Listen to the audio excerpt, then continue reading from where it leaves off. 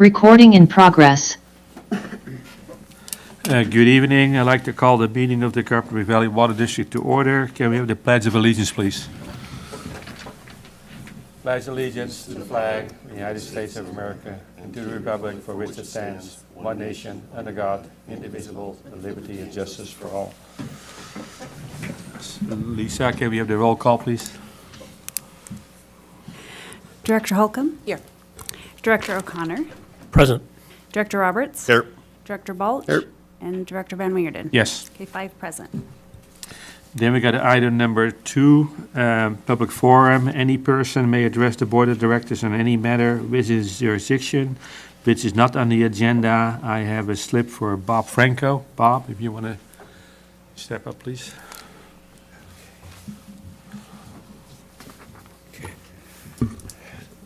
Thank you. Been a while since I've addressed you folks. I see a few familiar faces and a couple of new ones. I'm here for a couple of reasons tonight. First of all, when I read the substantial rate increases attributed to CAP, I became very concerned. This increase is going to have a very significant impact on many of our low-income families, especially if they're not prepared to pay such increased rates. So I don't think the taxpayers think so much of the total cost of the project, but how much is going to come out of their pockets. So I think you need to make sure that everyone is aware of a coming and substantial water rate increase. CAP is necessary. Just no way to get around it, but and we're going to have to pay for it. But people have to be prepared to pay. You just can't. You understand. The other thing I wanted to talk to you about is finding ways to bring downward pressure on our current water rates. And I can't think of a better place to begin than, I don't know if you've seen this. I'll read it to you. If the state water project allocation is set at 5%. I think in the real world, if you contracted with somebody to receive something and you only receive 5%, I don't think you'd keep that contract very much longer. So the specific is how we got to this point is not important. What is important is what are we going to do about it.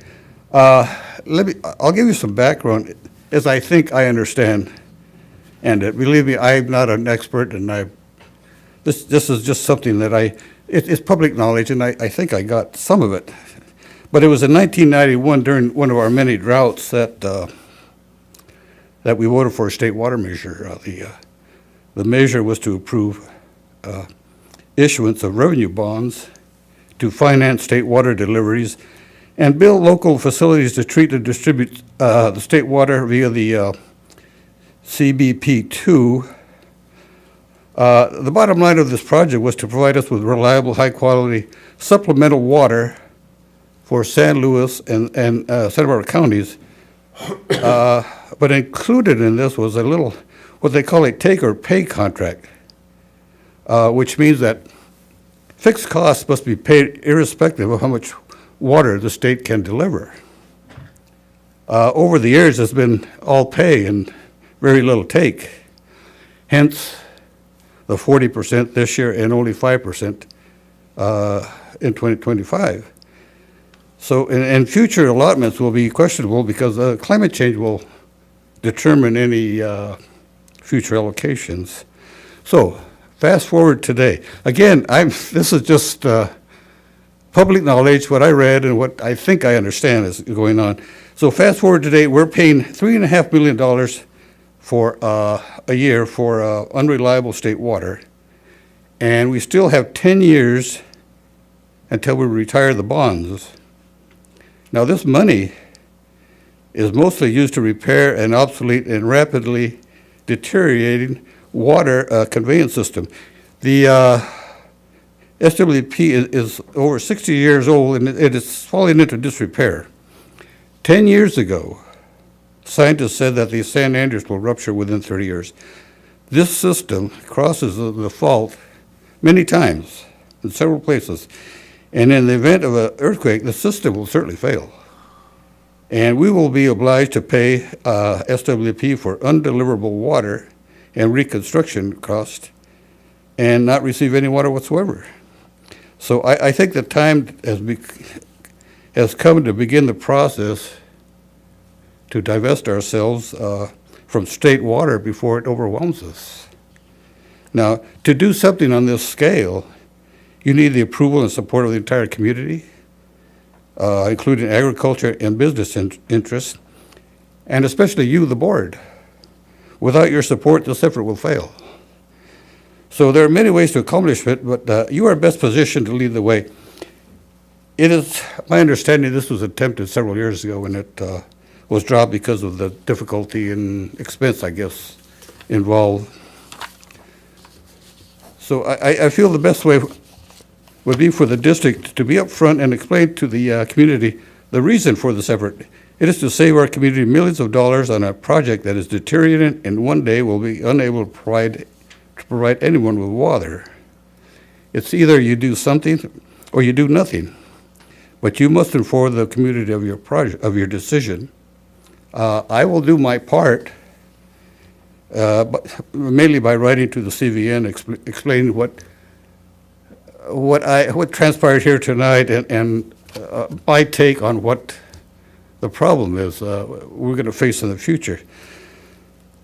So I'm sure we'll be having more discussions on this in the future. So that's all I have to say to you tonight, and I thank you for your time. Thank you, Bob. Any comments, Bob? Anybody else here? Okay. Then we got item number 4, the consent agenda. And just for the board, is there any questions on item number 4A and 4B? Any questions on 4C? Just a comment that I think it's terrific that we're back involved with these guys, or almost. Thank you. Thanks, Polly. And then we got 4D. Any questions? And then 4E. If there's no questions, can we have a motion, please? I move to approve. Polly seconds. We got a motion and a second. Any more questions? Then a roll call, please. Director Holcomb? Yes. Director O'Connor? I'm going to abstain on the basis of only just having joined the board. Okay. Director Roberts? Aye. Director Balch? Aye. Director Van Wingerden? Yes. Motion passes 4-1. Then we got item number 5, unfinished business, none. Then we got item number 6. We're going to adjourn to the regular board meeting of the Carpinteria Groundwater Sustainability Agency. Call the meeting to order. Number 2, public forum. Any person may address the board of directors on any matter within his jurisdiction, which is not on the agenda. I got Scott Vanderkar for item number 5B. Then we go to the consent agenda, number 3. Any questions from the board on item number 3A? 3B? Any questions on 3C? Just on the figure there, that's within the budget? Yeah, we have a category called hydrogeologic services, so Thank you. it comes under that. Good. I'm good. Okay, if there's no more questions, can I have a motion, please? Polly makes a motion to approve the consent agenda. Second. We got a motion and a second. Any more questions? A roll call, please, Lisa. Director Holcomb? Yes. Director O'Connor? Abstain. Director Roberts? Aye. Director Balch? Aye. Director Van Wingerden? Yes. Motion passes 4-1. Then we got item number 4, unfinished business, none. Then we got item number 5, new business. 5A, consider the CGSA well registration and metering policy framework. For information, both Bob and Danielle. Yeah, so I'll just give some background on this. We've been working on how we would implement a metering program if that were something that the GSA board would like to do. It's been a comment that we've heard frequently from private growers who are paying the fee for the GSA, and the current method is by estimating crop demands and subtracting delivered water from the water district, and that is used as the basis for the fee. There's been some dissatisfaction with that method because, there are some variables that are not well understood in the basin, and so we've heard the suggestion that we should put meters on these wells to better calculate the benefit to the various well owners. And so this is the first step. We've gone through a lot of research, talked with other groundwater agencies, and essentially have come up with some findings and some questions that need to be thought about. And so Danielle's here to give a little presentation on where we are currently on this policy effort. So Danielle Harmon is our GIS analyst and person who handles most of the groundwater issues at Carpinteria. Good evening, I'm Danielle Harmon, and I will be presenting on the private well metering program and well registration policy framework. This presentation covers the same topics that are outlined in the staff memo included in this evening's board packet. First, I will acknowledge and describe two local groundwater management agencies' existing metering programs which have been in place for several decades. Then I'll pose important initial questions that the CGSA board will need to consider. They will ultimately need to be answered if a draft policy should be pursued. I'll also provide staff recommendations. I'll suggest a proposed implementation timeline for the policy, describing the various deadlines that the GSA would need to abide by in order to adopt and implement a metering program with fees for fiscal year 2027-2028 based on actual known metered groundwater extractions rather than estimates that we are currently using based on crop types multiplied by the acreages. And then at the end, I will make some simple suggestions about expanding public outreach and cover what CGSA staff are currently focused on. So we're very fortunate in that we have two local groundwater management agencies that are already metering private wells. We've got the Ojai Basin Groundwater Management Agency and the Fox Canyon Groundwater Management Agency. So we can learn from their experiences and pull a lot of the language from various ordinances and resolutions that they have already drafted and approved. Both of these agencies are just to our south in Ventura County. You can see here the Carpinteria Basin relative to the Ojai Basin and the various basins that the Fox Canyon Groundwater Management Agency manages. There are several benefits to having them nearby. We can correspond with them easily, and also groundwater users in our basin may know other users in the other basin who are very familiar with the practices that they are already implementing. Here you can see City of Ojai limits in green and the Ojai Basin in orange. It's primarily city limits and areas between City of Ojai and Santa Paula that they manage. They have been established since 1991. They were established after 5 years of significant drought, and they are one of 13 special districts in California tasked with managing groundwater. The groundwater use for context in this area is 60% agricultural and 40% urban use. So a little bit about their registration and metering program. There's a table that explains all of this information in the memo.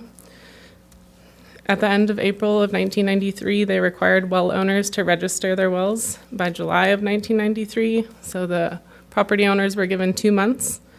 New wells have 30 days to register. They do require meters, but if faulty meters are found to be in place, they have methods using crowd factors where use can be estimated if needed. When they required the wells to be registered, they also gave 8 months for wells to have meters put in place. So they had until December of 1993. Any wells that were drilled mid-year were given 60 days to install meters. In their GMA, they require 1 meter per well. They don't maintain information on sharing between properties. We do have quite a bit of that in our jurisdiction, but they maintain 1 meter per well in theirs. As far as meter exemptions go, they had early ordinances that allowed for exemptions if property owners could demonstrate that they were pulling from different hydrologic formations, and also had some exemptions for parcels with low horsepower using less than 1.5 acre feet of water per year. They've been charging extraction fees since April of 1995, so almost 30 years. They do require calibration on their water meters. In the staff memo, you'll see that I didn't have the copy of the resolution outlining the calibration requirements, but they've since sent it over. In 2015, they required that all water meters be calibrated within plus or minus 5%. They gave them 11 months to do so.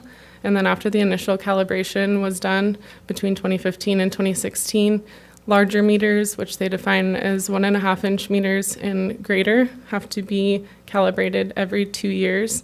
Smaller meters, the 3/4 inch and 1 inch meters, have to be calibrated every 5 years. Their metering program does not have an AMI system in place. There's no AMI system maintained by the GMA or private well owners. They also do not receive monthly data from growers. Instead, they receive quarterly data from growers that is self-reported.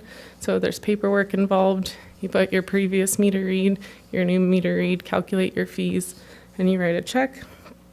They collect these 4 times per year, again quarterly, and the memo outlines the billing periods. They do require inactive wells to pay fees.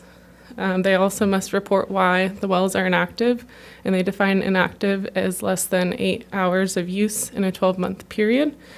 Ventura County's groundwater section has very strict regulations regarding wells that are not being used. They request information from property owners quite regularly, and if you report that you haven't used your well for 8 hours in a calendar year, then they do follow up and make you abandon the well.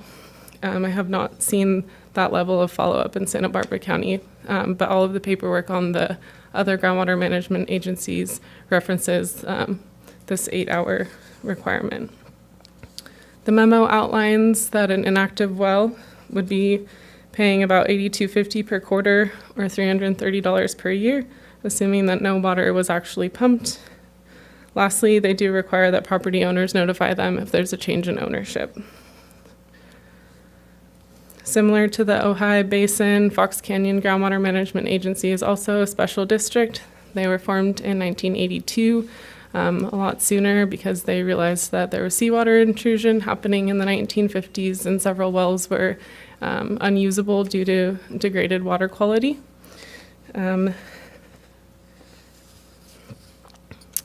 They manage 3 different basins: the Pleasant Valley Basin, the Las Posas Valley Basin, and the Santa Clara River Valley Oxnard Subbasin. You can see these are the areas underlying Oxnard, Port Hueneme, Camarillo, and Moore Park. Their registration program began in 1983. They required that wells be registered in July after adopting in May, so they gave them just the month of June to register their meters. New wells have to register within 30 days after drilling completion. They require meters, although over time the definition of which meters required or which wells required meters changed. Initially it was just wells that were pumping more than 50 acre feet per year. Eventually that changed. Currently they require all wells to have a meter except for inactive wells, which again is 8 hours in a 12-month period. They do have some small domestic well exemptions. When they initially required meters for properties extracting over 50 acre feet per year, they gave them 10 months to install meters. Later, when they required all wells to have meters, they gave them approximately 11 months to do so. New wells have 30 days to install meters. Again, they monitor 1 meter per well. The property owners can have sub-meters, but they only keep track of the well that is measuring, or the well's meter that is measuring total extraction. The exemptions are for inactive wells. They also exempt meters on wells that service a single-family dwelling on 1 acre or less with no income-producing operations.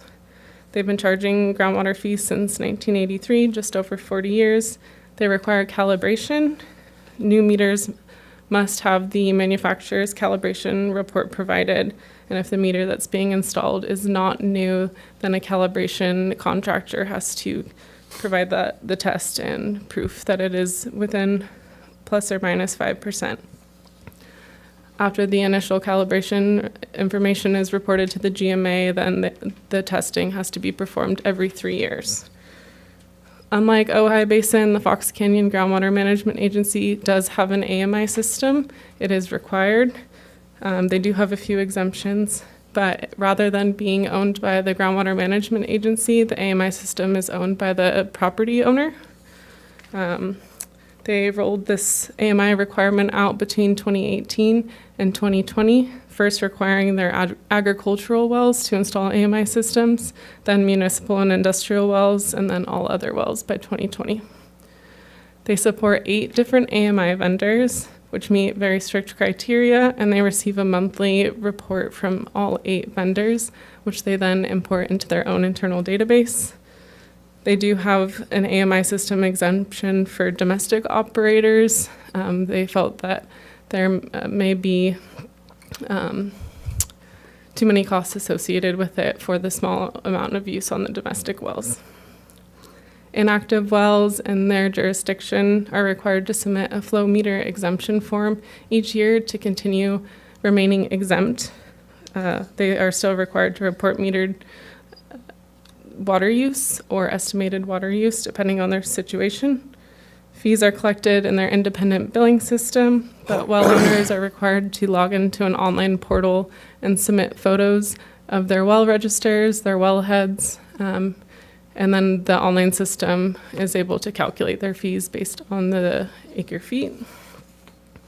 If the property ownership changes, they require that the GMA is notified within 30 days, and there's a form on their website. Moving on to the important initial questions for board consideration. Should the CGSA require meters? Staff recommend yes, that meters should be required for all active wells. The board would need to determine what they define as an active well versus inactive well. When should a policy be adopted? Staff recommend that a policy be adopted by the end of March of 2025. Staff proposed to adopt a policy at the second board meeting of the month while reviewing a draft policy at the first board meeting of the month.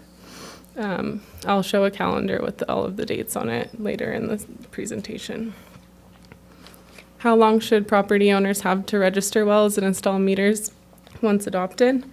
Staff recommend giving 12 months for property owners to register and install meters on their wells, rather than having 2 dates, one for registration and one for meter installation. We believe that it would be easier for public outreach to have both deadlines remain the same. The 12 months is also greater than the 8 to 11 months given by both of the other groundwater management agencies. When a new well is drilled, how long should property owners have to register the well with the CGSA and fill out associated forms? Staff suggest giving 30 days. How many meters should be monitored by the CGSA at each well? Staff suggests 1 meter per well, although sub-meters could be installed downstream to help facilitate various sharing agreements and arrangements. This would also reduce the number of endpoints if an AMI system is installed that would need to be maintained and checked. What wells are exempt from installing meters, if any? Staff are open to suggestions from the board, but we suggest to have some sort of small domestic exemption similar to the other agencies. Going back, it's not thought that there are many situations within the basin that would fit that criteria. Should private well meters require calibration, and if so, to what standard? Staff recommend following the Fox Canyon guidelines requiring calibration every 3 years to plus or minus 5%. The Ojai Basin, having different requirements for different meter sizes could get complicated for compliance. Should the CGSA require an AMI system to be installed, and if so, what vendors should be used? Staff do recommend that an AMI system be implemented. However, instead of the system used by Fox Canyon, staff suggest that the CGSA maintain the system and own the radio transmitters. So the meter would be the property of the private property owner, and then the GSA would come and install the radio transmitter, and the data would be sent to a central database that the CGSA could access, along with the private property owners being given a login. Staff recommend using the Beacon Badger meter vendor that is currently used for CVWD water meters. Staff are already familiar with the user interface and the software. CGSA are open to other suggestions if the board would prefer an alternate vendor. Having one vendor rather than multiple would reduce the need to receive multiple files from multiple vendors each month, which would also reduce room for error and reduce staff time. What exemptions should be allowed for any AMI system equipment, if any? Staff suggests that if a meter is required, then an endpoint radio transmitter would be required. Having those requirements be the same would make the most sense. How often would the CGSA receive the data? Would they receive monthly data? If an AMI system is in place, then the staff would have access to regularly download the data at weekly, monthly, quarterly intervals.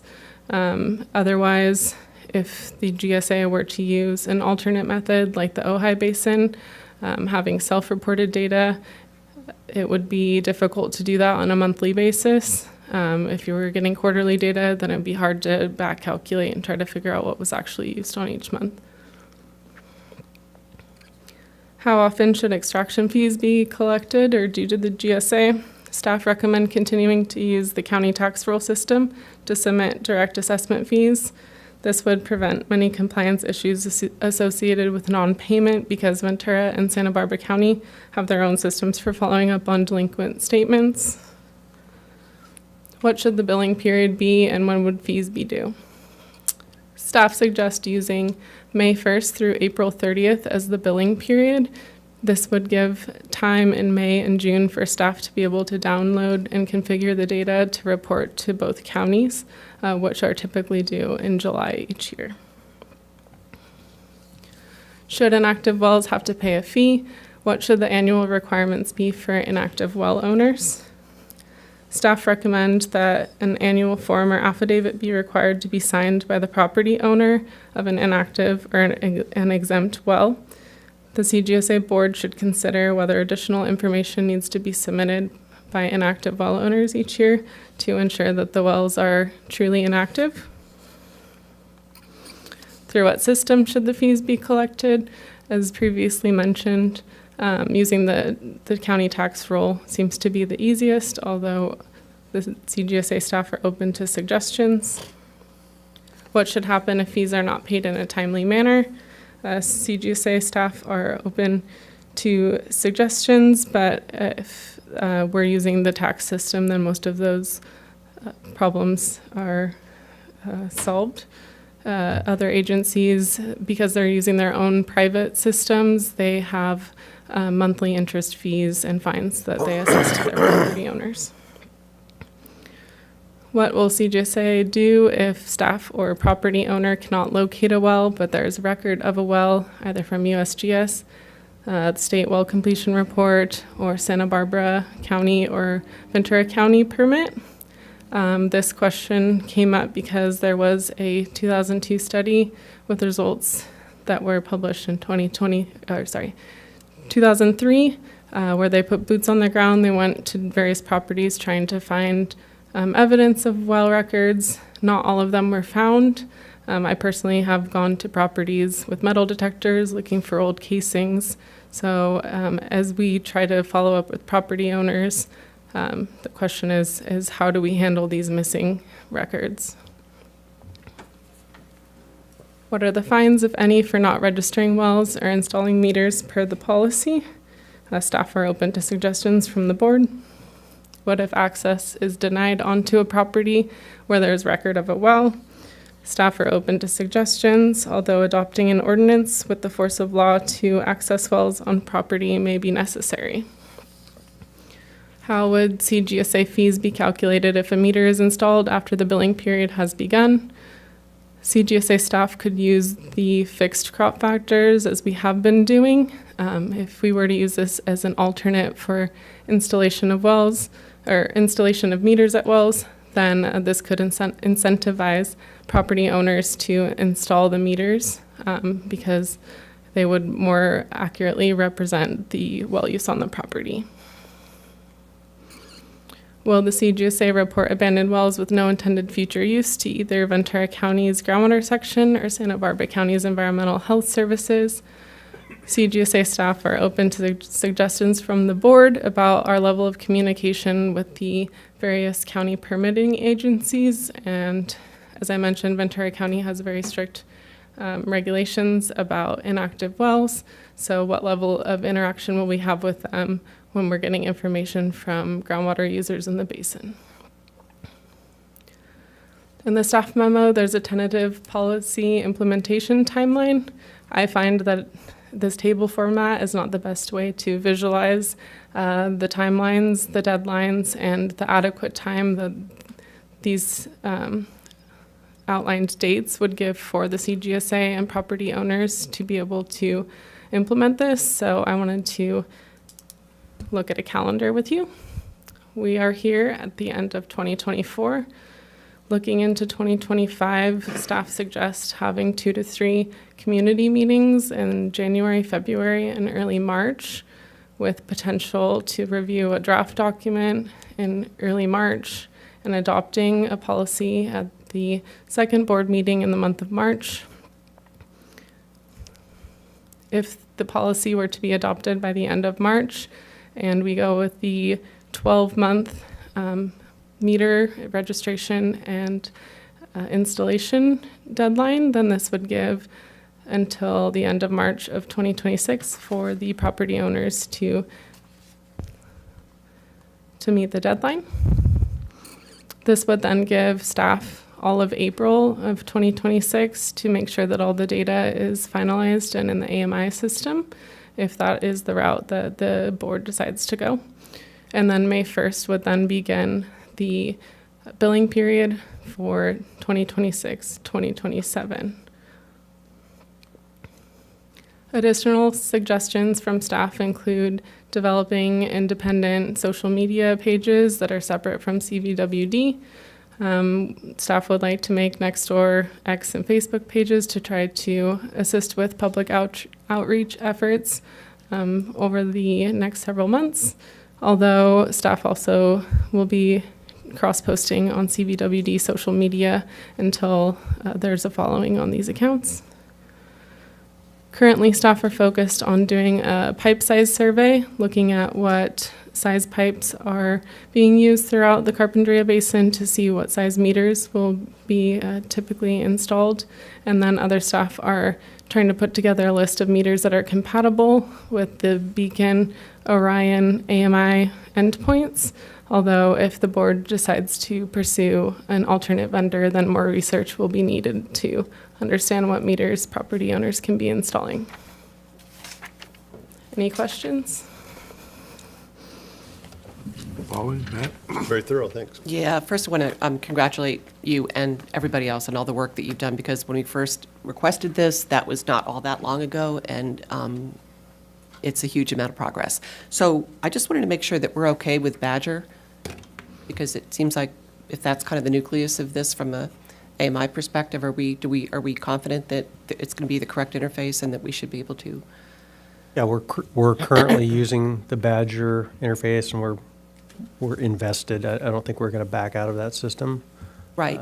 It seems to be working well. There's a few little glitches every month, but it's to be expected. So it should be an easy transfer to? Should be an easy transfer. We have the infrastructure in place to collect the data. All that would be involved is deploying endpoints to each meter that's installed, endpoints are about $250 per. Okay, thank you. So Bob, are we suggesting that the district will pay for the transmitters or the endpoints? It's a policy decision. We haven't Okay, but made that. is it a, I think it would be the GSA would pay for it, but. Yeah. right, and the reason I'm asking is because that would tie our whole system together with Eye on Water, so you can check your water meter, and you can check your well meter if we use compatible systems. And Yes, then- that's likely. And then the other question is, will the Badger beacon transmitter be compatible with other meters, or are we kind of locked into a Badger meter? I'm going to defer to Danielle on that one. I have not been communicating with the AMI vendor as much as my supervisor, Brian King.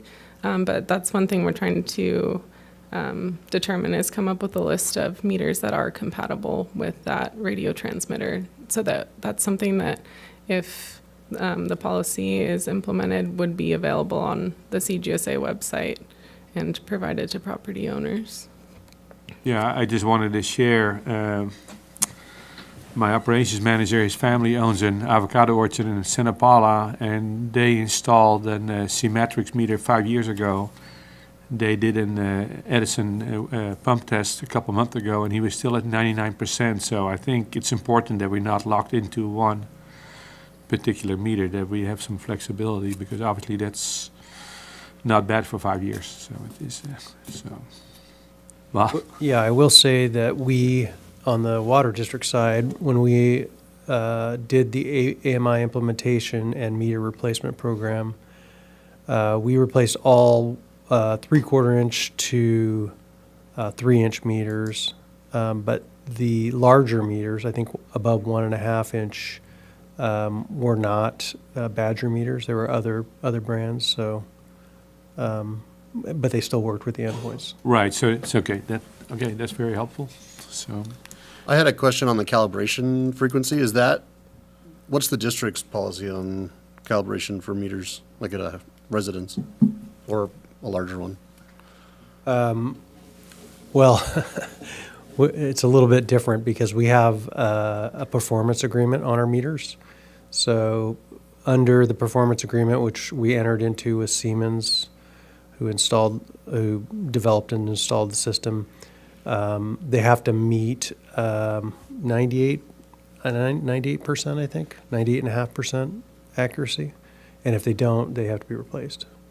And so do they calibrate that or verify that on a They schedule? they do a sample test, and then they test it, and if any come back not within that range, they replace them, and then they have to pay us a certain portion of money for the performance guarantee. Thanks.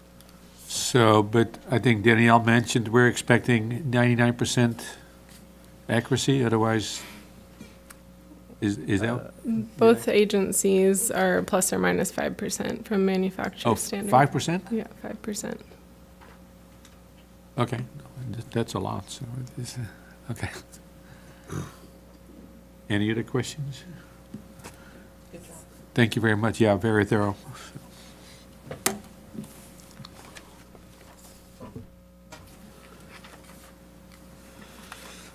Then we got item number 5B, consider letter submitted to the CGSA by Alan Scheucher and volunteer members of the GSPA PAC for information. Bob? Yeah, I received this letter last week from Alan, and he was a member on the GSPAC. It's the GSPAC, or the GSP Advisory Committee. Its purpose was to assist the GSA in the development of the GSP, which is a planning document. And, you know, the idea behind the GSP was sort of collaboration to plan out the future and how to meet sustainability. So the letter, I'm not really clear. Maybe I see some of the members are here tonight. Maybe they have some clarifications to make on what the intent of reestablishing the GSP would be, other than I'm not sure. So maybe one of you. Well, has a- Scott Vanderkar volunteered to speak, so. Yeah. Scott Vanderkar, Casitas Pass Road, Carpinteria. I think Alan will also follow up with some more detailed comments. But I would point to the letter and point out that we are now writing to encourage action on an important aspect of the Carpinteria Basin GSP and to offer our assistance. So I would say that from a real positive standpoint, it's great that the same committee members, the same public members have all come together saying, hey, we would like to work with the board going forward in both the recharge side of things, but also with the Danielle's presentation. There are a lot of questions, a lot of growth and education that we need going forward. And my impression is that the advisory committee could be very helpful in that, especially as a liaison, a facilitator between the board and the public, and particularly agriculture. So that's what I see here is I commend the board and the staff in the vetting process of setting up the advisory committee because it had a very good cross-section of the community represented, and then those same public members have stepped up unofficially and say, hey, we would like to move forward. So that would be what I would be telling you the letter means is we would like to serve going forward in any capacity that you see would be helpful for the board in making these decisions. I will take my moment here at the podium just to point out a few different things in the previous presentation and how this committee might be helpful. One of the things is I would encourage you to, as we're looking at groundwater in particular, to focus on groundwater extraction and not focus on punitive actions that would be taken with regard to abandoned wells, with regard to anything that you don't need to do to measure the volume of groundwater extracted. That's the big question here, and that's what needs to be addressed. Anything else, my experience is that starts turning off landowners where they just dig their heels in and don't want to participate because they see it as being punitive. But what I'm hearing is meters, yes, they want to know what's coming out of the ground. They want it to be fair. They want to be charged accordingly. In the same light, I would say that since it's going to be a once-a-year fee on the property taxes, a once-a-year meter read is going to be sufficient as long as the meter owner is seeing that it is working, that the meter is working and that it's calibrated, but also that it's just making sense according to what the owner thinks the water should be doing, and the meter counting the water. I think it's interesting that the water district's meters are tested on a very different measurement than what's being proposed here. And I think a random sample might be a better way to do it for the water wells, at least until we find out whether or not there are problems of inaccuracy. But it seems like if you're testing the district meters one way, having something close to that on the well meters makes a lot of sense. A couple of my other notes here. It was mentioned as far as I know, any well that will be drilled in Carpinteria Valley will have to have a permit from Santa Barbara County. And in the effort to minimize duplication of effort and duplication of oversight, it seems to me that there ought to be a registration process that goes hand in hand with the county permit. If it's happening within the Carpinteria Basin, Santa Barbara County issues the permits, and the notification of registration goes right with that permit, hand in hand.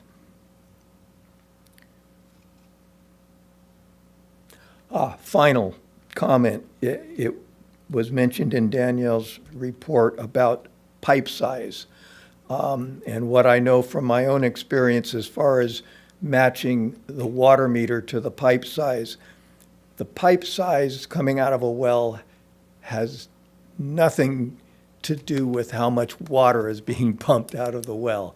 It tells you the maximum amount of water that can be pumped out of the well, but it doesn't tell you the pump volume capacity. I have a well that has a 3-inch pipe coming out. I don't know why it does 50 gallons a minute. 3-inch pipe would indicate it could do 250 or something. So just a recognition of beware of pipe size misleading you. Thank you very much. Scott, got a question for you. As far as, I believe the suggestion is that every private pumper will be asked to calibrate their meter once a year. Is that something that that makes sense to you? Oh, I heard 3 years, once every 3 years, possibly. Maybe I wanted to hear 1 year, but is it 3 Yeah, I years? think the Fox Canyon is annually, so the Ojai was 3, Fox Canyon is annually. And I just want to make a clarification when we talk about calibration, what we're really talking about is testing. So you flow test the meter and find out what the accuracy is. And one of the things, going back to one of your comments about, doing random samples, one of the things that we do see on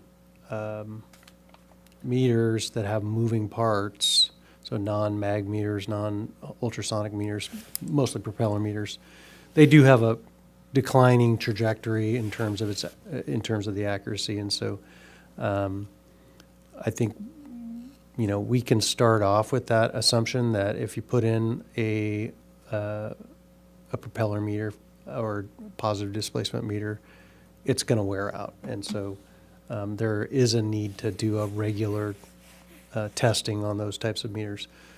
You might be right about the what we call static meter, the mag meters or the ultrasonic meters that aren't moving parts, and so they may be good for 10 years. We don't know. Yeah. Also, there's a lot I don't know, and I don't know about the technology of how easy it is to come up and hook something on there, and whether the meter can be calibrated in place or it has to be removed and calibrated. I don't know.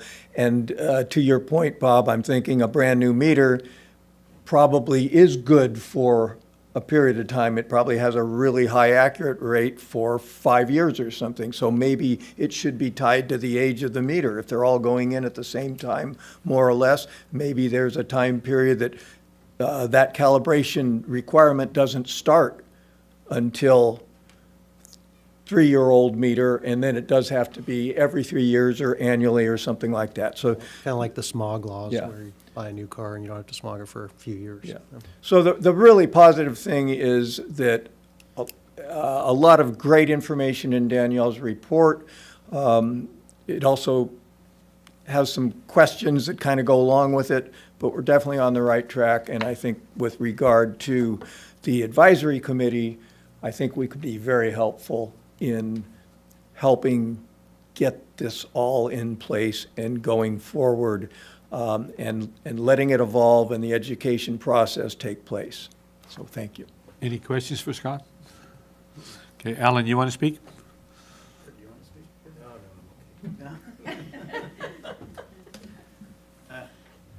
Sure, well, thank you. Everyone, glad to be here.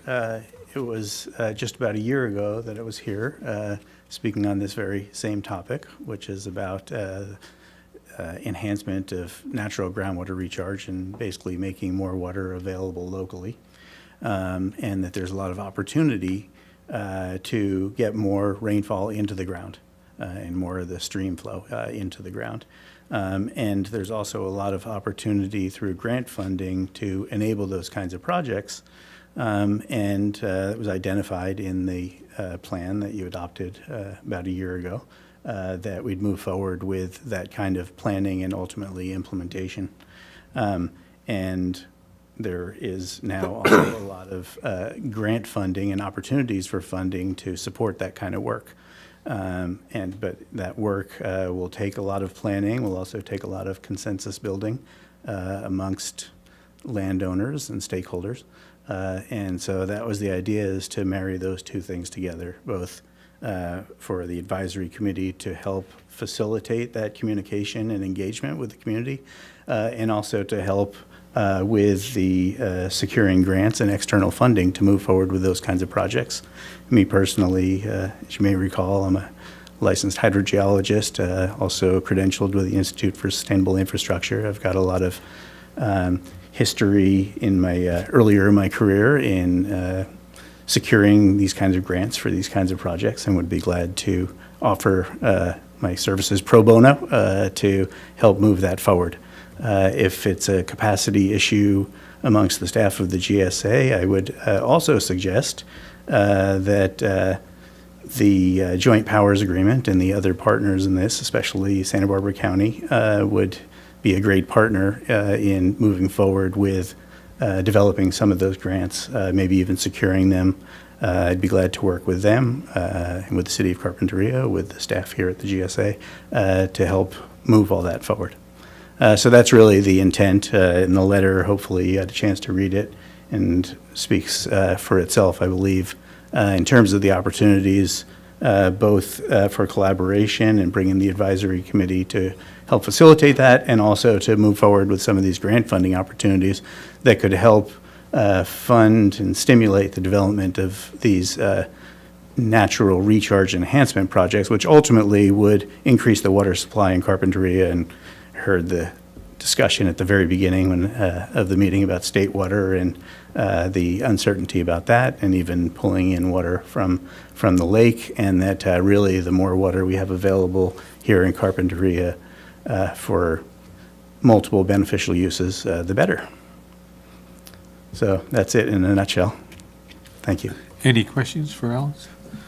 Any comments? Yeah, I just wanted to make a clarification, or ask a clarifying question. So the advisory committee's function in the development of the GSP was to, make sure that we were communicating with the community about the plans, trying to get an understanding what the stakeholder needs were, and then developing the plan accordingly. And so we're in the implementation phase, and I understand, I get the, for the purposes of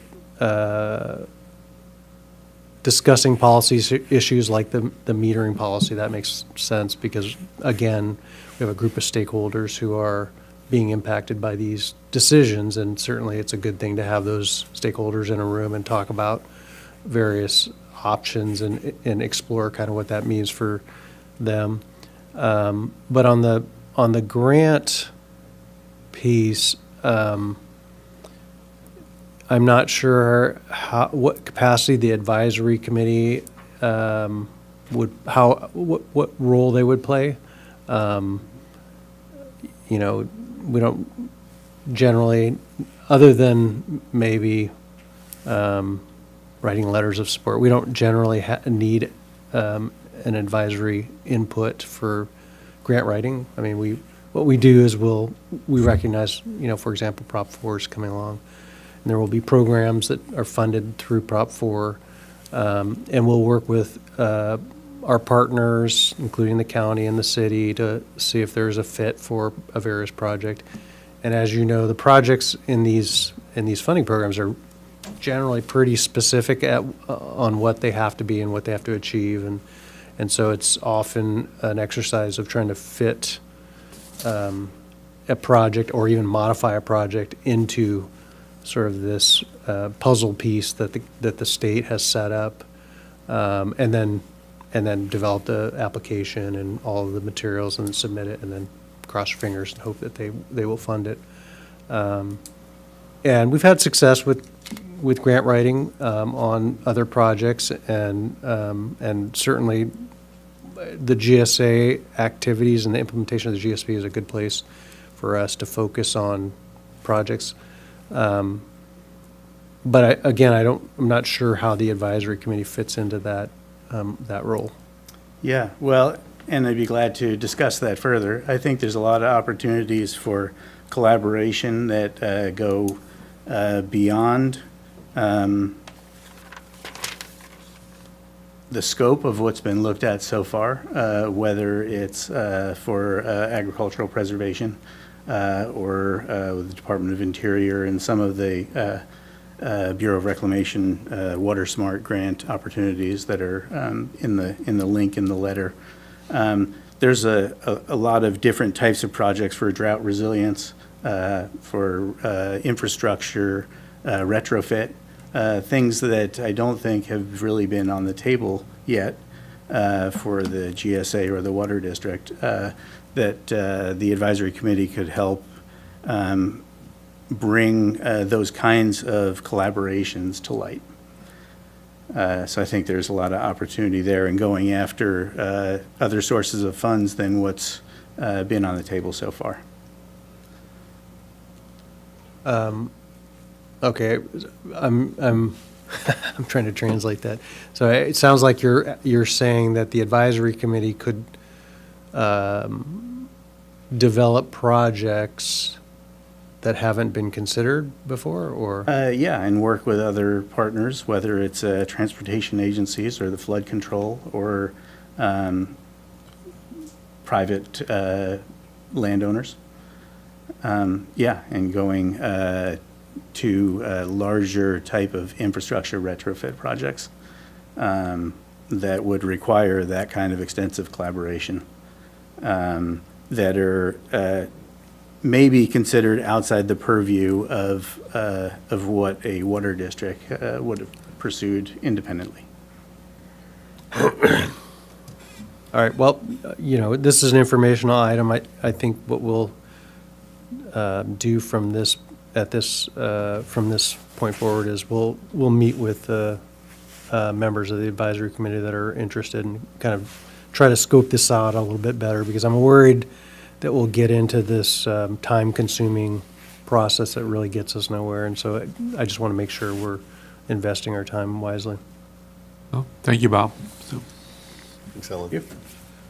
thank you, Alan. Go ahead.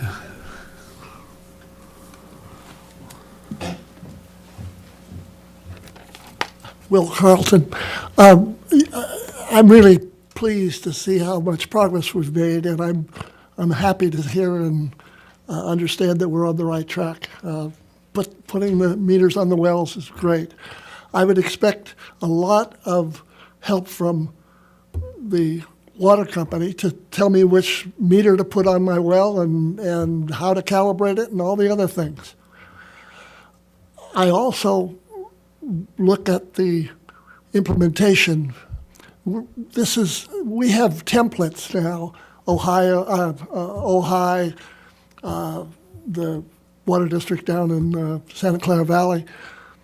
This is not rocket science. And it seems to me that what you, the board, ought to be asking the staff is, why is it going to take a couple of years to do this?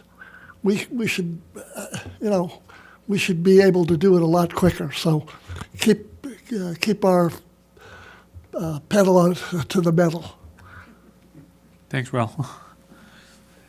Anybody else, anything? I just want to... One more thing, sir. Go ahead, sorry. Mike Turner, first time I've been here. Really honored to be on the committee with you, Bob. You did a great job. I know it's a real pain in the to go over this with us, but having gone through multitude of projects in my career, they always say about 30-40% of a successful project is change management. And if you don't have the right change management, something like the well, which by the way is a great project, can really go awry, and you can have all kinds of issues. And having meetings in the first part of the year to go over what you've already inked sometimes doesn't work, because we've got a lot of people with conscience. They're already built in. They've already understand what they want to do. So getting a group like us together, a pretty skilled bunch of people, to just bounce it off and say, hey, this isn't going to work, or hey, this, I think you'll get a really good product, and it'll make it anything you want to do will be very successful. So that's my only plug on that. I don't think that was brought up in the conversation. So thank you. And what was your name again, please? Michael Turner. Thank you. Okay, thanks. Okay, I'd just like to share one thing about. Question. What? Go for it. Well, I know. No, you got to step up, sorry. I know when this kind of all started, you sent out a survey to those of us who you knew had wells.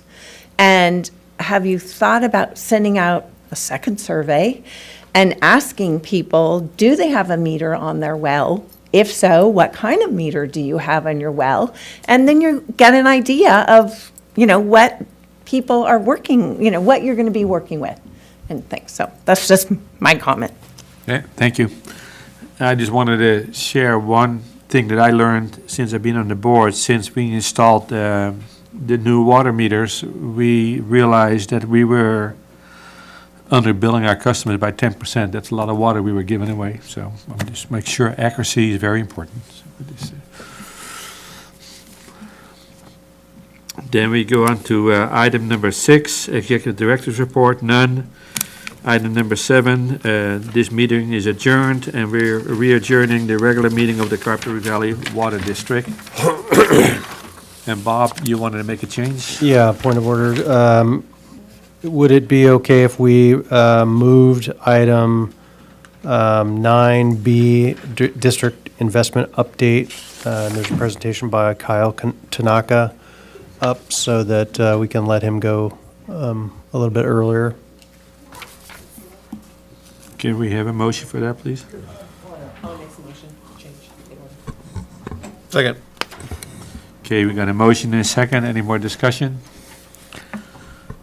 Roll call, please. Director Holcomb? Yes. Director O'Connor? Yes. Director Roberts? Aye. Director Balch? Aye. And Director Van Wingerden? Yes. Motion passes 5-0.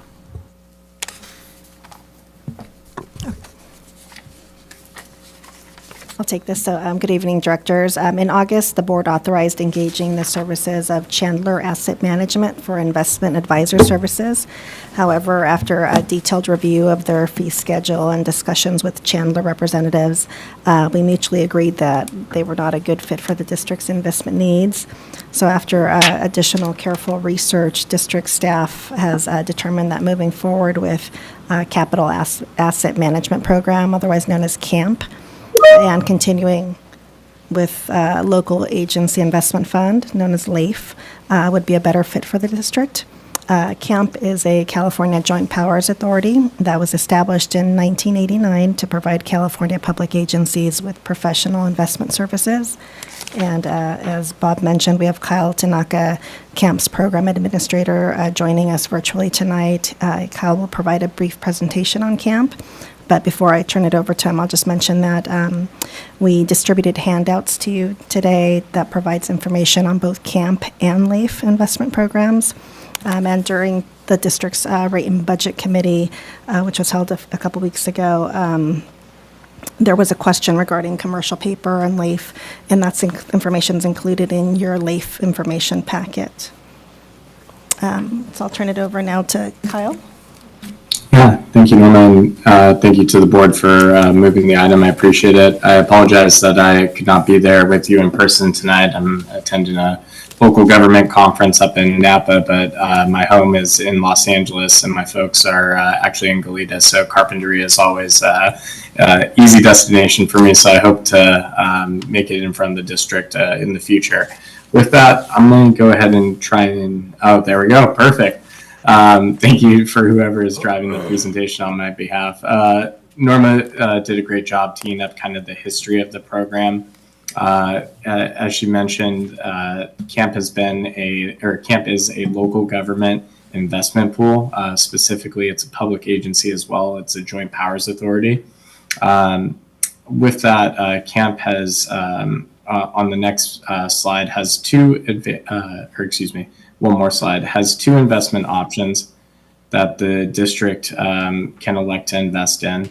The first option is what we call our cash reserve portfolio, or our pool. I refer to this as our traditional offering.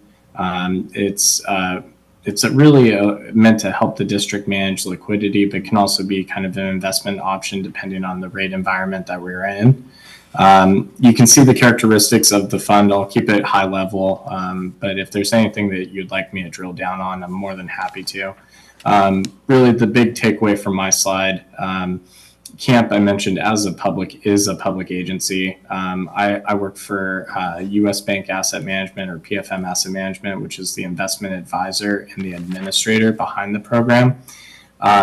Really, that first bullet point, though, rated AAA by S&P, the rating agency. The reason why I highlight that first is because that's the highest rating available for local government investment pools, but also what is required to maintain that rating is weekly external reporting to the rating agency based on our underlying holdings, transactions, our own cash flows in and out of the pool on purchases and withdrawals. So there's a lot behind that. It's a simple statement up top, but I think it's worth highlighting, especially as we're talking about investing public funds.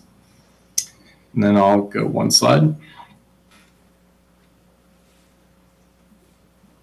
The second option that the district has is called Camp Term. This is a relatively new option in the context of the program being 35 years old. Camp Term operates similar to what I would call, or similar to a CD. Really, you have the option to lock in a fixed rate at a fixed maturity date. And so whereas kind of the pool is meant to help you manage liquidity and you move in and out as you need funds, really this is kind of a longer term, ironically only out a year, but a longer term investment horizon than the first offering. It does operate a little bit differently in that there is a minimum investment per term transaction of $1 million. But then as you can see on that last bullet point there, you can pick your maturity date. So usually this works well if the district has any known expenditures coming due. You can utilize it with project-based kind of concepts or ideas and cash flows. I've recently worked with a couple agencies on their debt service payments, or also their CalPERS UAL payments as well. So really, in my mind, I think they're both complementary. It's really how the district manages its investments from a 0 to 1 year space is really what we're trying to solve with CAMP. On the next slide.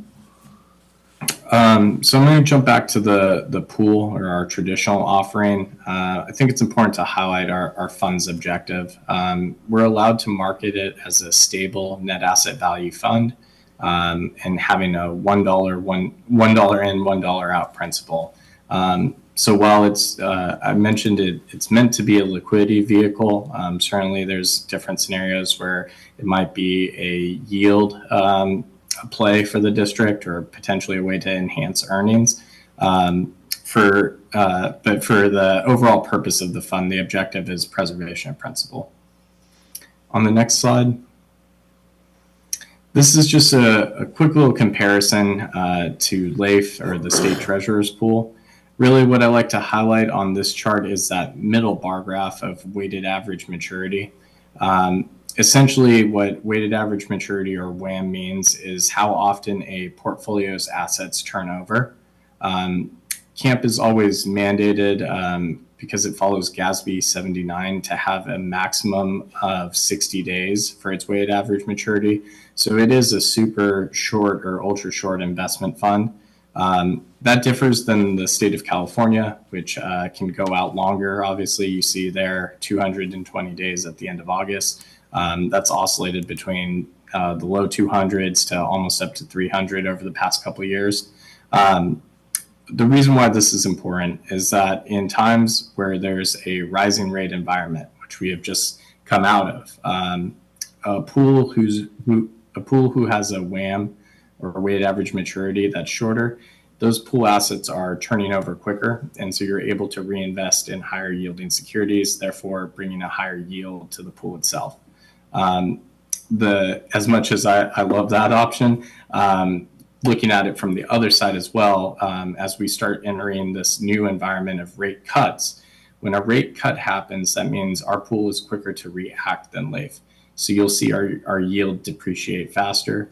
Ultimately, what I talk to agencies about, and really why I'm really excited about this discussion tonight, is that ultimately both pools are meant to be a tool in your toolbox and how you use them. You'll never hear myself or anyone from our team advocate all in one, but really just kind of utilizing or overweighting potentially in certain rate environments to one pool while still maintaining liquidity or a balance in the other.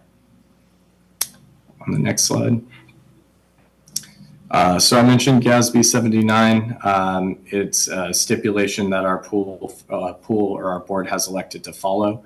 You can see the different bullet points of what it means to follow GASB 79 there. I like to take a pause on liquidity, the last bullet point, and really kind of drill down in that. By camp electing to follow this, it requires us to meet that liquidity requirement. We have to keep 10% of our fund in daily liquid assets. And that's so we can meet any redemptions or withdrawals on the fund itself without having to put up any gates or restrict withdrawals on the fund.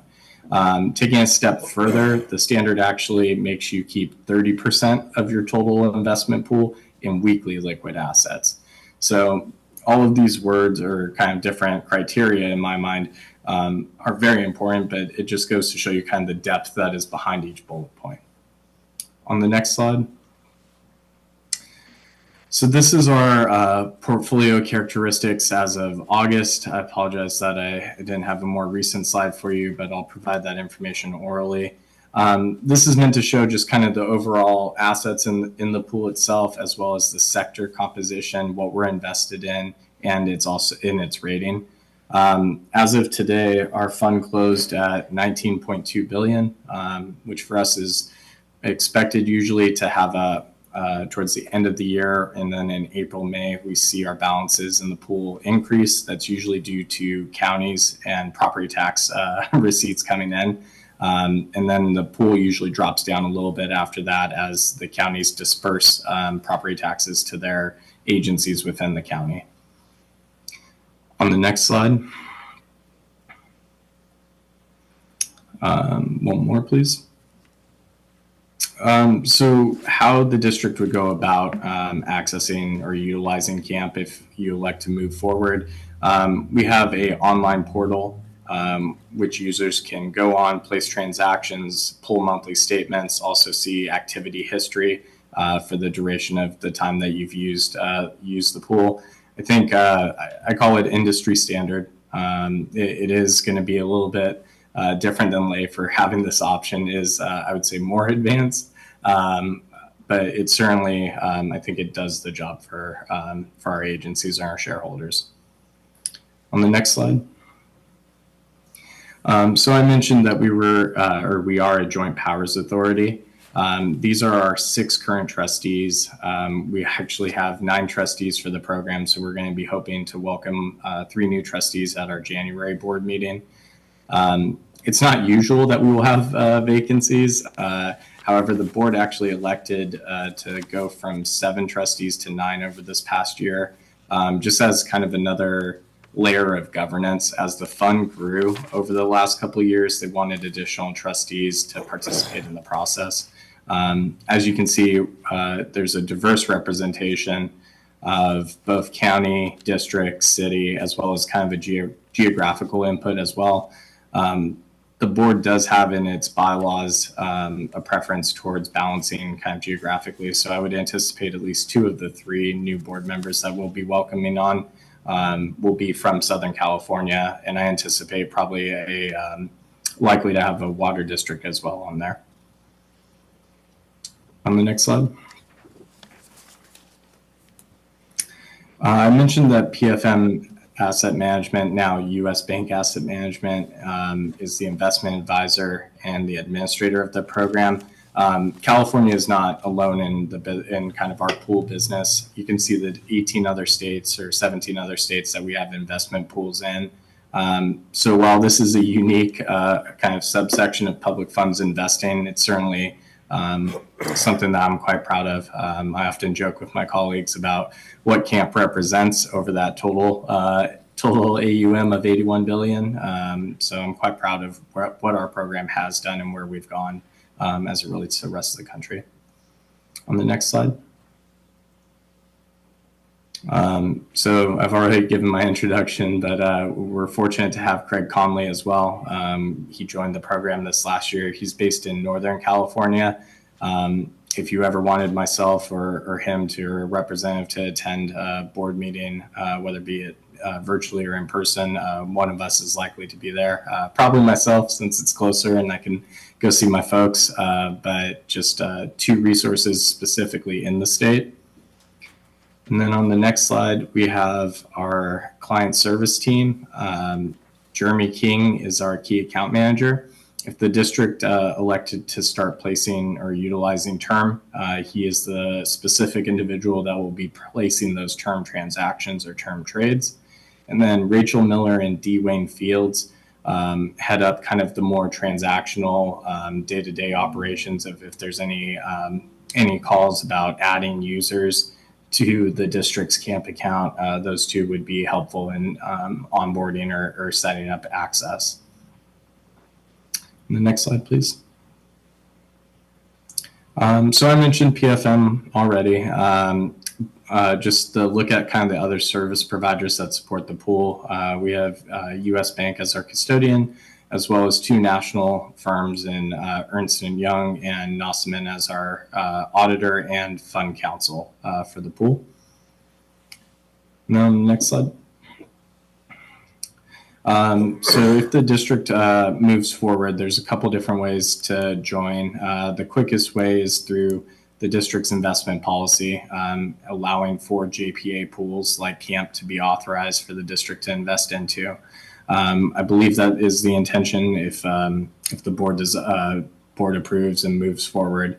I will plug the participant option down the road that if you elect to join as a participant or switch over to a participant later on, it's saying that you're joining as a member of a JPA. At that point in time, the board would need to take a resolution or pass a resolution.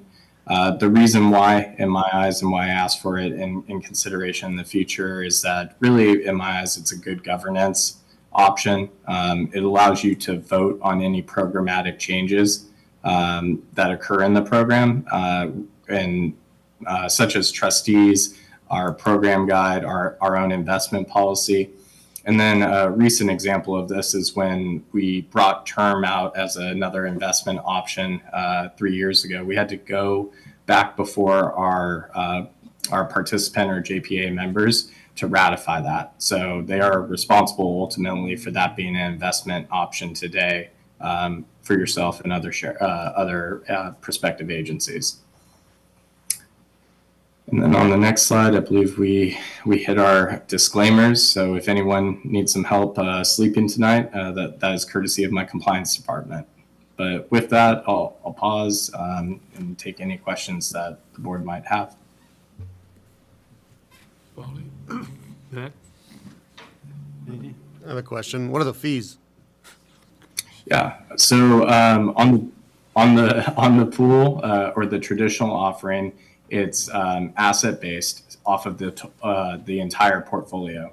So it's off of 19.2 billion. Currently, it's about 9.3 basis points. I usually tell folks to round up to 10. The nice thing about our pool and other kind of pooled options is that we only publish net yields. So you'll never see a gross yield from us. So whatever we're posting and showing, that's what the district is earning. Additionally, that also means by taking it off the top or the total assets under management on the fund, there is not a direct cost to the district. For the term option, it can be up to 15 basis points per transaction. Currently, we're right around 9 basis points today, but that'll change. That'll change daily for the term options, and those rates change daily as well.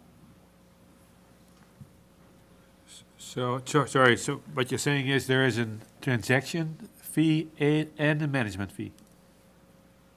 There is not a transaction. Well, the transaction is on the term placement. It's off of the entire assets under management.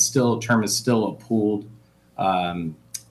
option for the district to invest into or to buy a share of.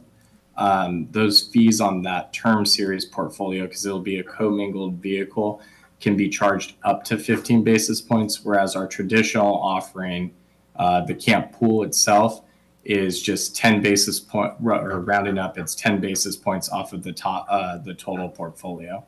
So the district is not incurring a direct cost to your principal for any of the transactions. Right, but you're taking 10 basis points of the earnings then.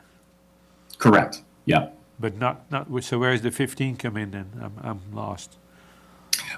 So with term transactions, since they operate a little bit differently than the traditional pool, we have flexibility in what we can charge when we're placing or trying to go out into the market and buy a security to match your term maturity.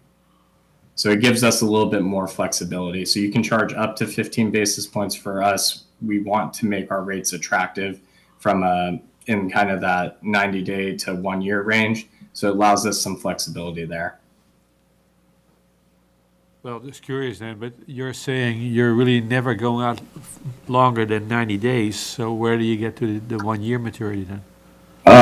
Term essentially goes from 3 months to a year for your maturities. And that's just term specifically, the one that operates like a CD. Yeah, to clarify, there are two program offerings. So one is called term, and one is just a general pooled investment, like similar to LAIF. Okay. Any questions? So I like the flexibility. I'm probably the wimp in this board. I was not really for this years ago when we were taking a look at it, but I do understand the need to diversify a little bit. So having liquidity and that kind of flexibility is terrific. So the minimum is $1 million, right? Is that right? For term. For term, okay. Term. So how are we? There is no minimum on the pool itself. Okay. The traditional offering. Okay. And then, just kind of curious, you mentioned that as you expand board members, one of them might be from a water district? Do you? Yeah, there's currently, I can't get too far ahead of myself or the board on this. Respectfully, there are 2 water districts that applied for our board. For those openings, we have 5 candidates, 2 of which are water districts.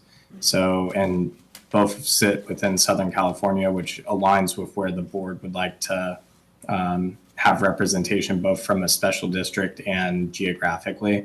So I believe it is fairly likely that we will have a water district on our board at the January meeting. Just a question for the board and staff, and it's really out of ignorance. Are we considering this as an alternative to an existing program or in parallel to? A second tool, as Kyle put it. So we're currently invested in LAIF primarily, and we're looking for a second place to diversify the reserves a little bit. To Polly's point, diversify. All right. Very good, And thanks. I'm okay with that. It was just moving everything over and abandoning LAIF that I wasn't quite ready to do. I've come a long way, so. Competition is good. I know. Anything you want to add, Norma or Bob? No, just as we discussed this, we would still be participating with LAIF. We're just diversifying. We don't want to have all our eggs in one basket, so. Thank you. So if there's no more questions for Kyle, I think we're good. Thank you, Kyle. All righty. Thank you. Have a good rest of your meeting. Thank you. I have a question unrelated to camp specifically. Do we know what the fees are for LAIF?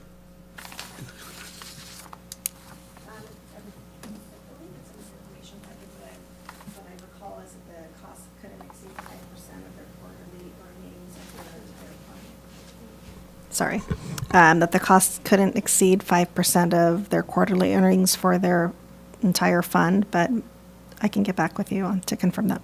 Thanks. Yeah, if you could let us know what it's been for the last 3 years, that would give us an idea of what we're up against. But thank you, that's helpful, so.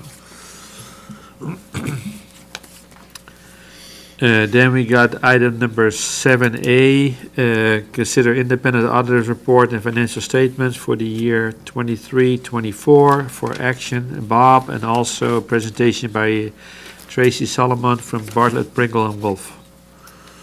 Yes, so Tracy's joining us virtually. I'll just mention that the Rate and Budget Committee had a meeting, met yesterday to review the financial statement and associated letters in great detail. Tracy will provide a brief presentation and some highlights over the financial statements tonight. You'll note that we provided some handouts today, so there are updated financials even from what was presented yesterday at the Rate and Budget Committee to incorporate some of the request.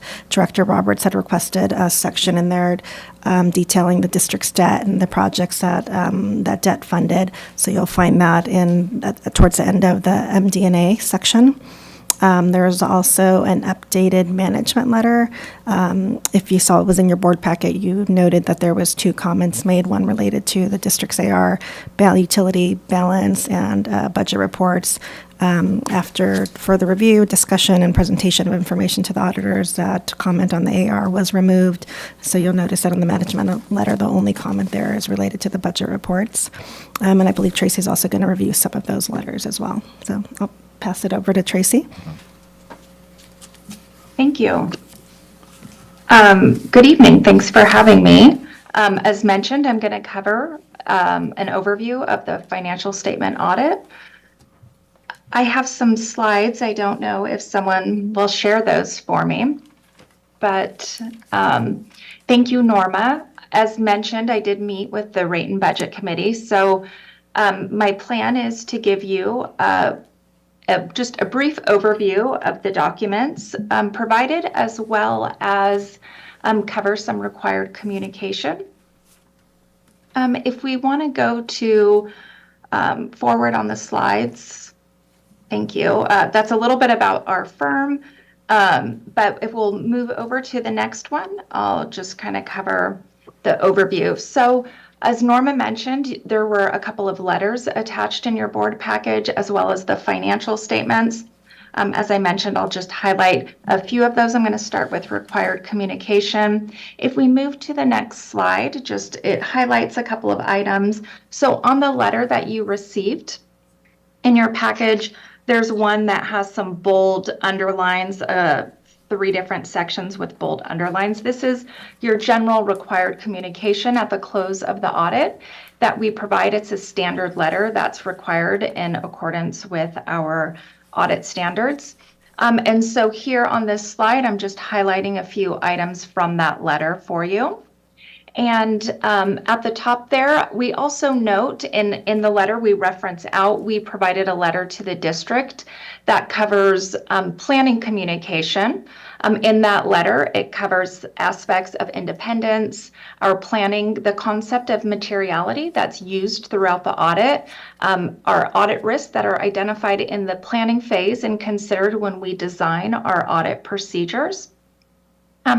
That second item there notes that with your accounting policies, we look at if there's any changes that occurred during the year or if there's any alternative methods. And so here we are communicating that there were no alternative treatments or accounting policies or practices that were identified.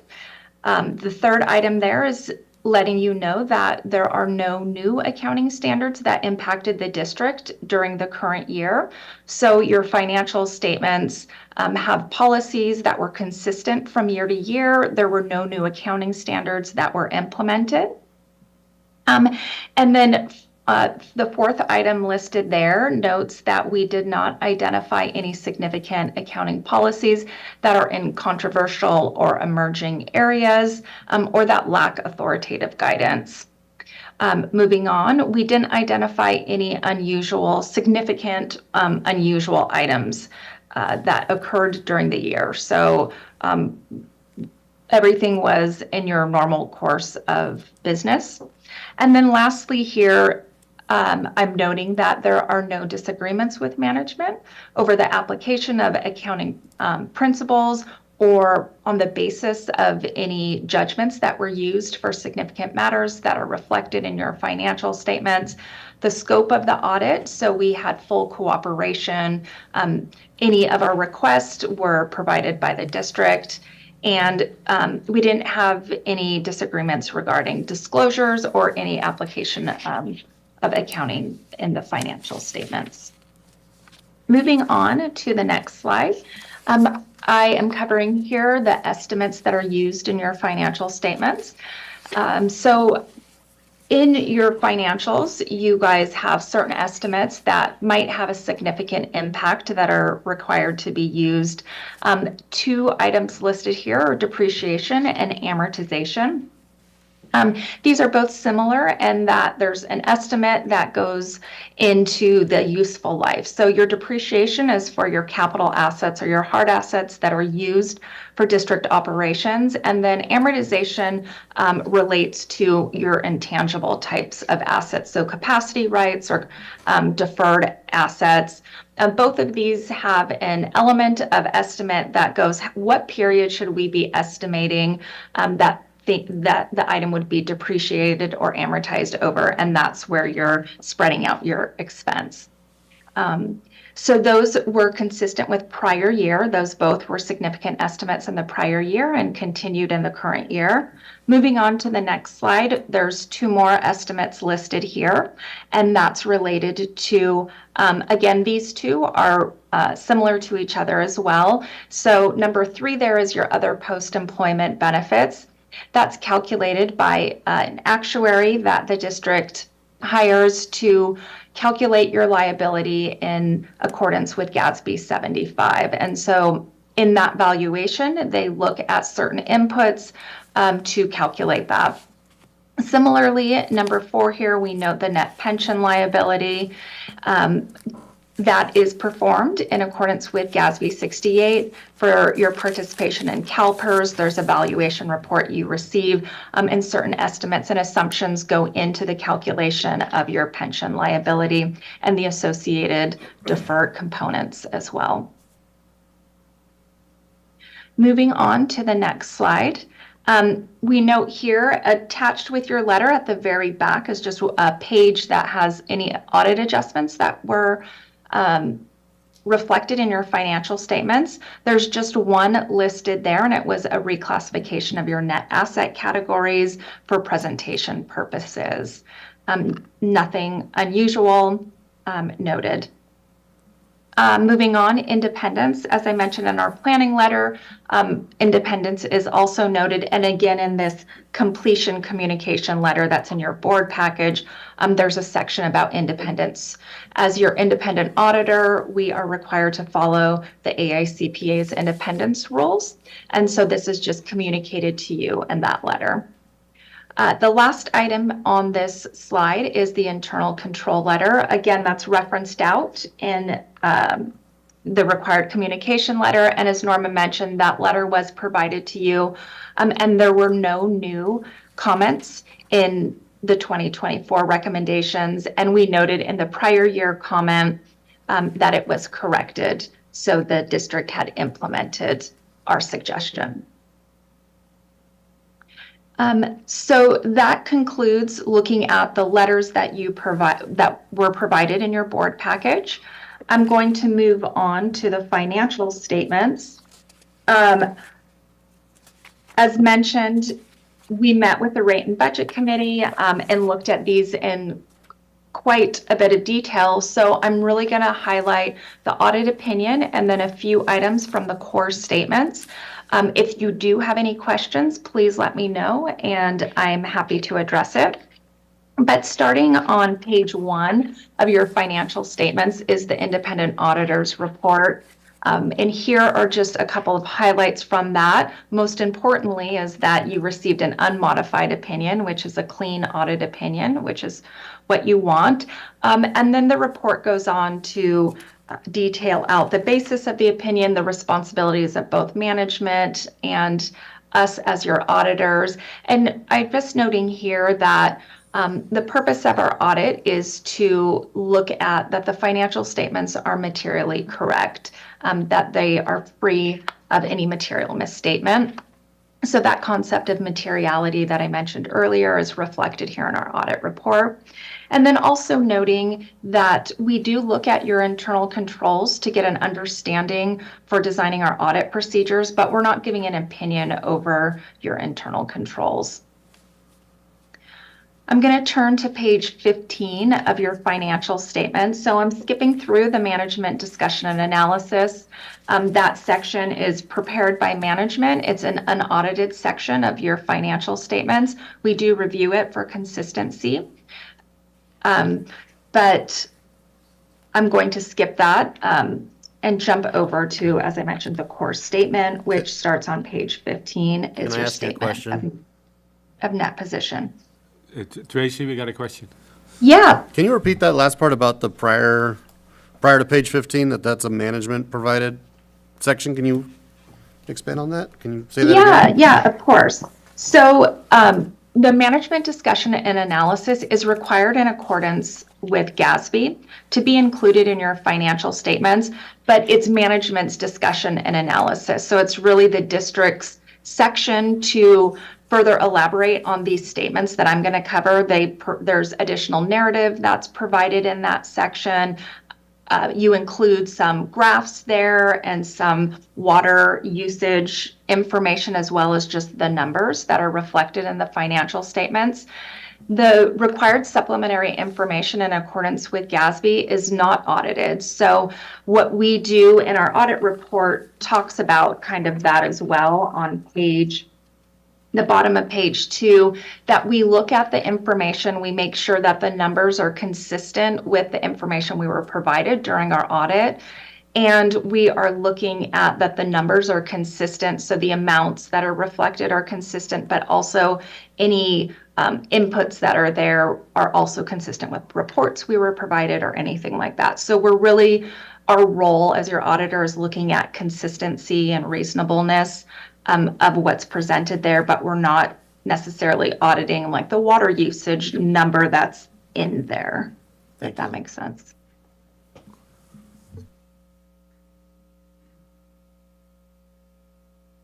Okay, I will then look at page 15 with you guys. So this is the first page. Pages 15 and 16 are your statement of net position. So this is similar to your balance sheet, or commonly known as a balance sheet as well.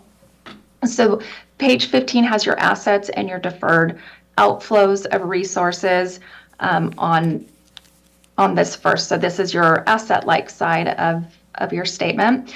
Looking at the top there is your current assets. So that section totals your total current assets, you can see, is $22.9 million. And that was a little bit down from prior year, had $23.1 million.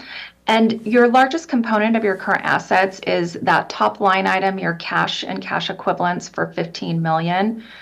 That makes up about 22% of your total assets for the June 30, 2024 fiscal year. The middle section of this statement is your capital assets. And so those are your assets that are being used by the district for operation, and they're assets that are not available for future use as far as spending, but they, as I mentioned, they're being used in your operations. Those are the assets that are being depreciated. As I mentioned, that was one of your estimates, is these assets are capitalized and then they're depreciated over their estimated life.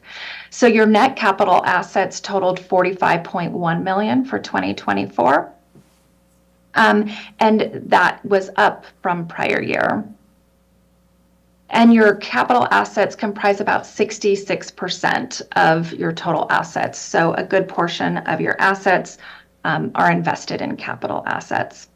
And then your other assets is your related party receivable, and that's a new line item this year. And this is the long-term portion. Up in current, you'll see there's a line item for related party receivable, and then this is the long-term portion of that receivable, and that relates to your advances to the GSA.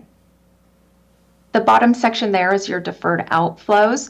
That totaled 2.1 million compared to about 2.3 million in the prior year. The largest component of this section is your deferred pension. And it's referred there that note 6 provides additional detail for your pension. This is in accordance with your CalPERS valuation that calculates that amount and is one component of that. We'll see on the next page, if we turn to page 16, this is your liabilities and your deferred inflows. And then at the bottom of this page is your net position. So looking at your liabilities, that top portion is your current liabilities. So for June 30, 2024, 6.2 million in current liabilities. That was an increase of about 250,000. In your current liabilities section, that also includes the current portion of your long-term liabilities. So you'll see the two bottom line items of this section is your current portion for your capital assets and then your long-term debt. The largest item in this category is your accounts payable and your accrued expenses there at the top line of just under 2.2 million. The next section is your long-term liabilities. And your long-term liabilities at year-end 2024 was 34.7 million. And that decreased from prior year about 1.1 million. And that was a result of paying down the principal payments on your debt. There were a couple line items that actually increased in this section, and that relates to your net pension liability, that second one from the bottom, and then your net OPEB liability. Those both actually went up a little from prior year, but your net long-term liabilities had an overall decrease due to paying down some of the long-term debt.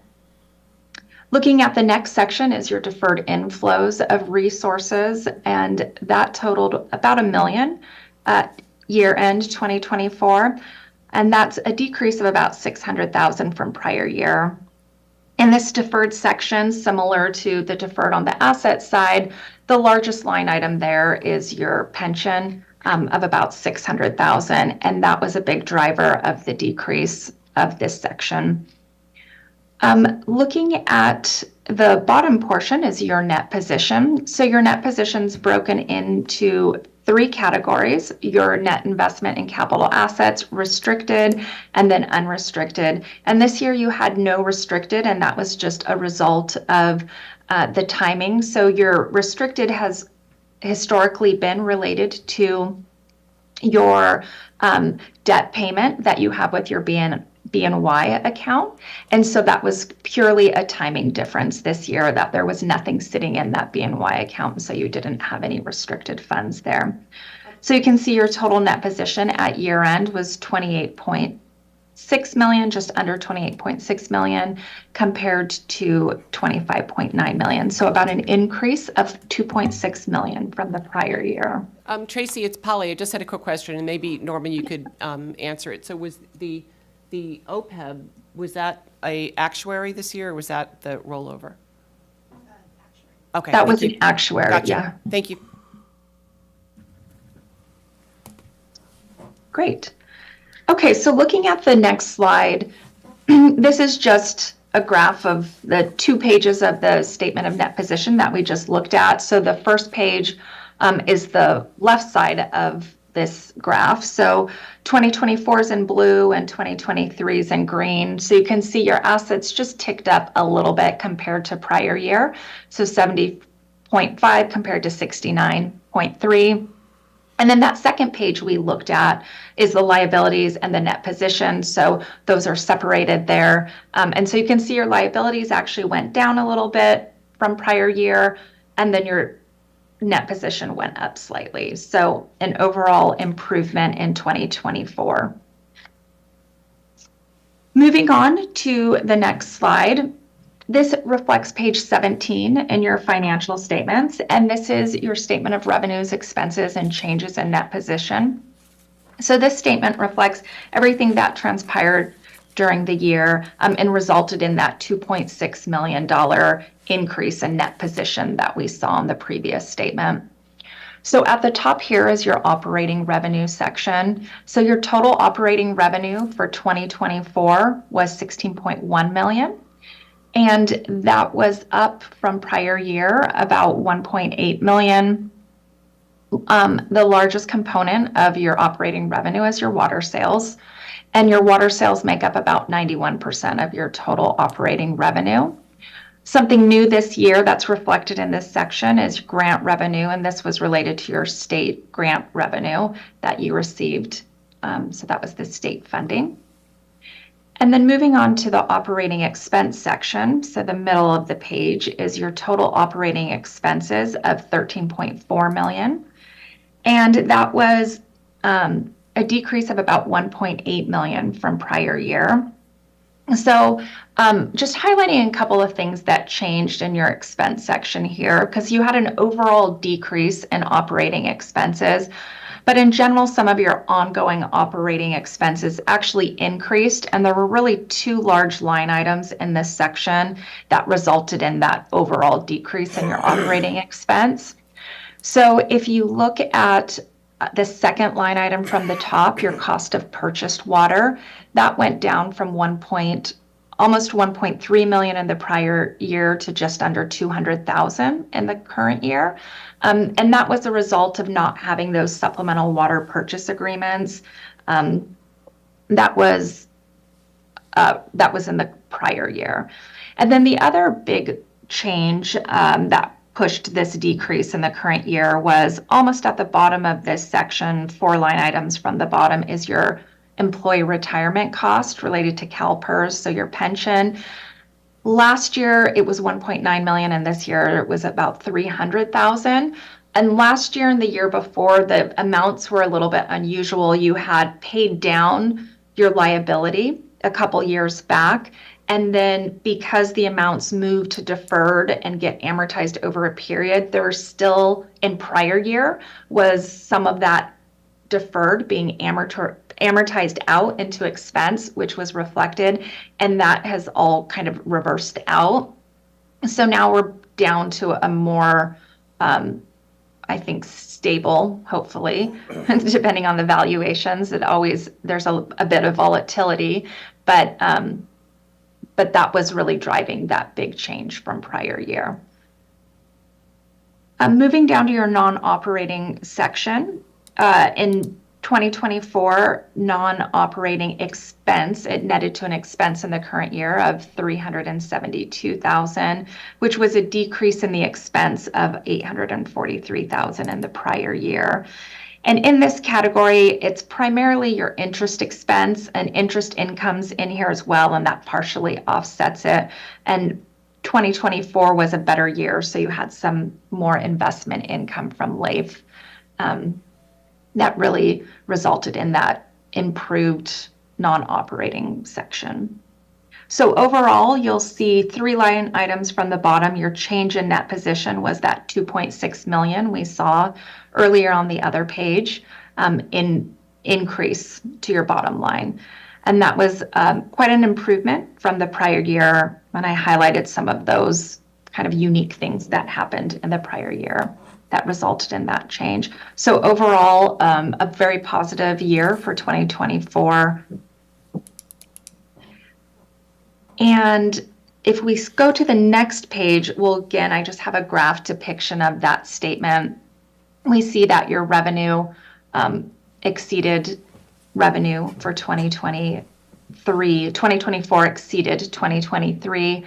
There, your expense went down and your non-operating expense went down. So again, as I mentioned, a positive year. That covers the items that I wanted to highlight in the financial statements. I'll just note in the financials, following these statements, you have all the footnote disclosures that provide additional information about your financial statement amounts, the significant ones that are included in your financial statements. Most of your footnotes didn't have significant changes in what's included. Of course, the amounts were reflected for the current year, but no real significant changes. So unless there's any other questions, I'm happy to address those. Any questions? We're good, Tracy. Great. Great, thank you. Thank you, Tracy. So point of order, this is an action item, and I think the action is to receive and file. So moved. Second. We've got a motion and a second to receive and file. Any more discussion? Roll call, please. Director Holcomb? Yes. Director O'Connor? Yes. Director Roberts? Aye. Director Balch? Aye. And Director Van Wingerden? Yes. Motion passes 5-0.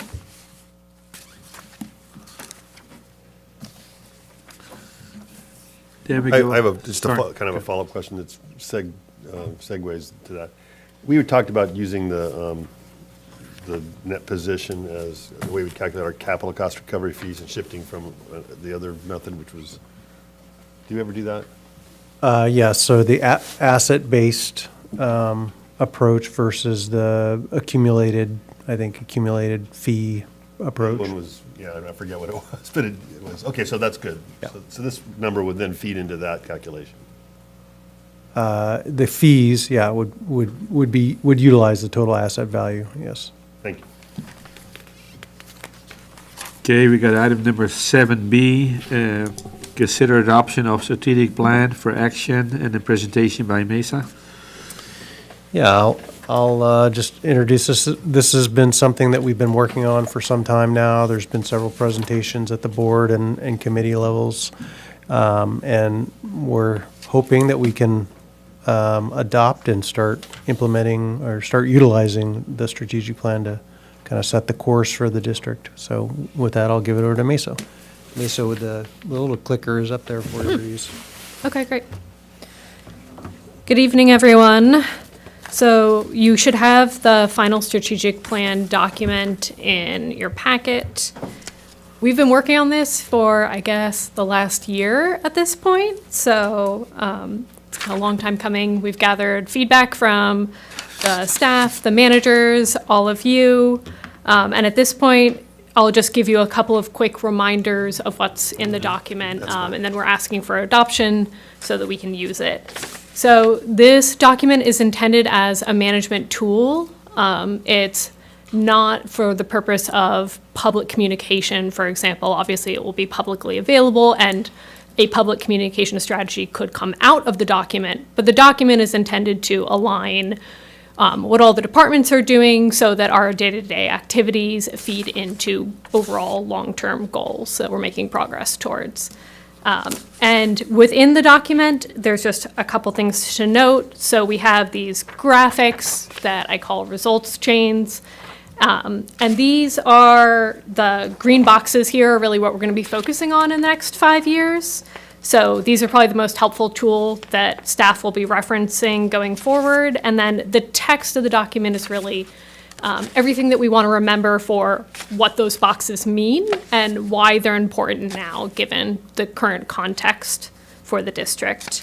And so if this document is adopted tonight, we will move forward with the actual implementation. So how do we integrate this into existing meetings?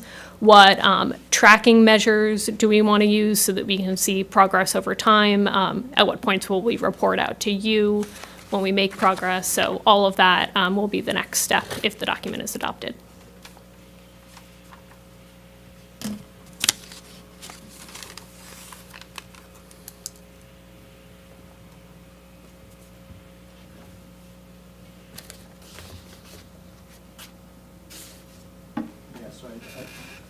I think if there are any questions about the document, we're interested in hearing them. Otherwise, we're asking for the adoption of the document. Any questions? I'd just make a comment. I did go through the strategic plan. I think it's a good thought process. I think the flow charts are particularly helpful to show the connection between, the aspects of the plan. One thing I would suggest, and by the way, I'm going to abstain because I wasn't part of the prior reviews. I'm just offering these thoughts as observations, is have a timeline in the strategic plan. I mean, it's a 3-year plan, I believe, 5-year plan. Clearly, you're not going to get everything done in year 1. You're not going to get everything done in year 2.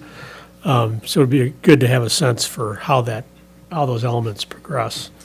The expectations might not meet, the actual effort without it. So that'd be my one comment. Good point. Any other comments, questions? I'll make a motion to adopt the plan. I think it's a terrific first start, and we haven't had anything like that before here, not to mention the prep work that was done, talking to all of us on all different levels. And so it's a living document. It can evolve, and I think it's a terrific first step, and it will be of use in many different aspects. Second. We got a motion and a second. Any more discussion? And a roll call, please. Director Holcomb? Yes. Director O'Connor? Abstain. Director Roberts? Aye. Director Balch? Aye. Director Van Wingerden? Yes. Motion passes 4-1. Then we go to item number 7C, consider ordinance 24-2, adoption of updated allocation methodology for action. Bob, and presentation by Mesa. Yeah, this is another thing that we actually already passed ordinance for allocations, but we're back with some modifications because of the following item. The intensification methodology informed us a little bit about how the allocation needed to work. So Mesa has some brief slides on that, and then we'll ask you to adopt ordinance 24-2. I think the slides are for. Oh, I'm sorry. The next, You're right. yeah. Yeah, a brief introduction, I guess, of the changes. Yes. So as Bob mentioned, we do have an existing ordinance adopted for the allocation methodology. So again, allocations are budgets that, provide a guidance for property owners to have an understanding of what reasonable, efficient water use might look like on their property.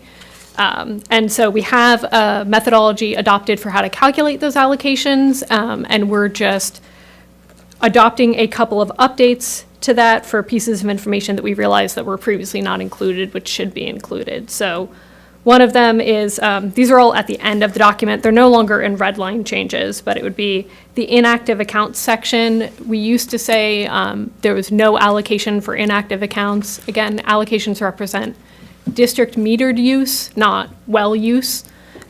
So at this point, we're now saying that inactive accounts will have an allocation, and that will be based on an average of their customer class and meter size. And then we also updated the section, so parcels with no district water meter will have no allocation because they have no meter. And then we added a section on allocation revisions, just outlining how someone could go about requesting their allocation to be revised and what sort of reasons we would consider for revisions to allocations, not saying that we will definitely revise an allocation if someone brings one of these points, but just what would be something that would be reasonable to consider for why we might want to revise an allocation. We have gone through all these items at previous board meetings. At this point, we're just bringing this back for adoption, so there are no changes here since I presented on this in September, I want to say.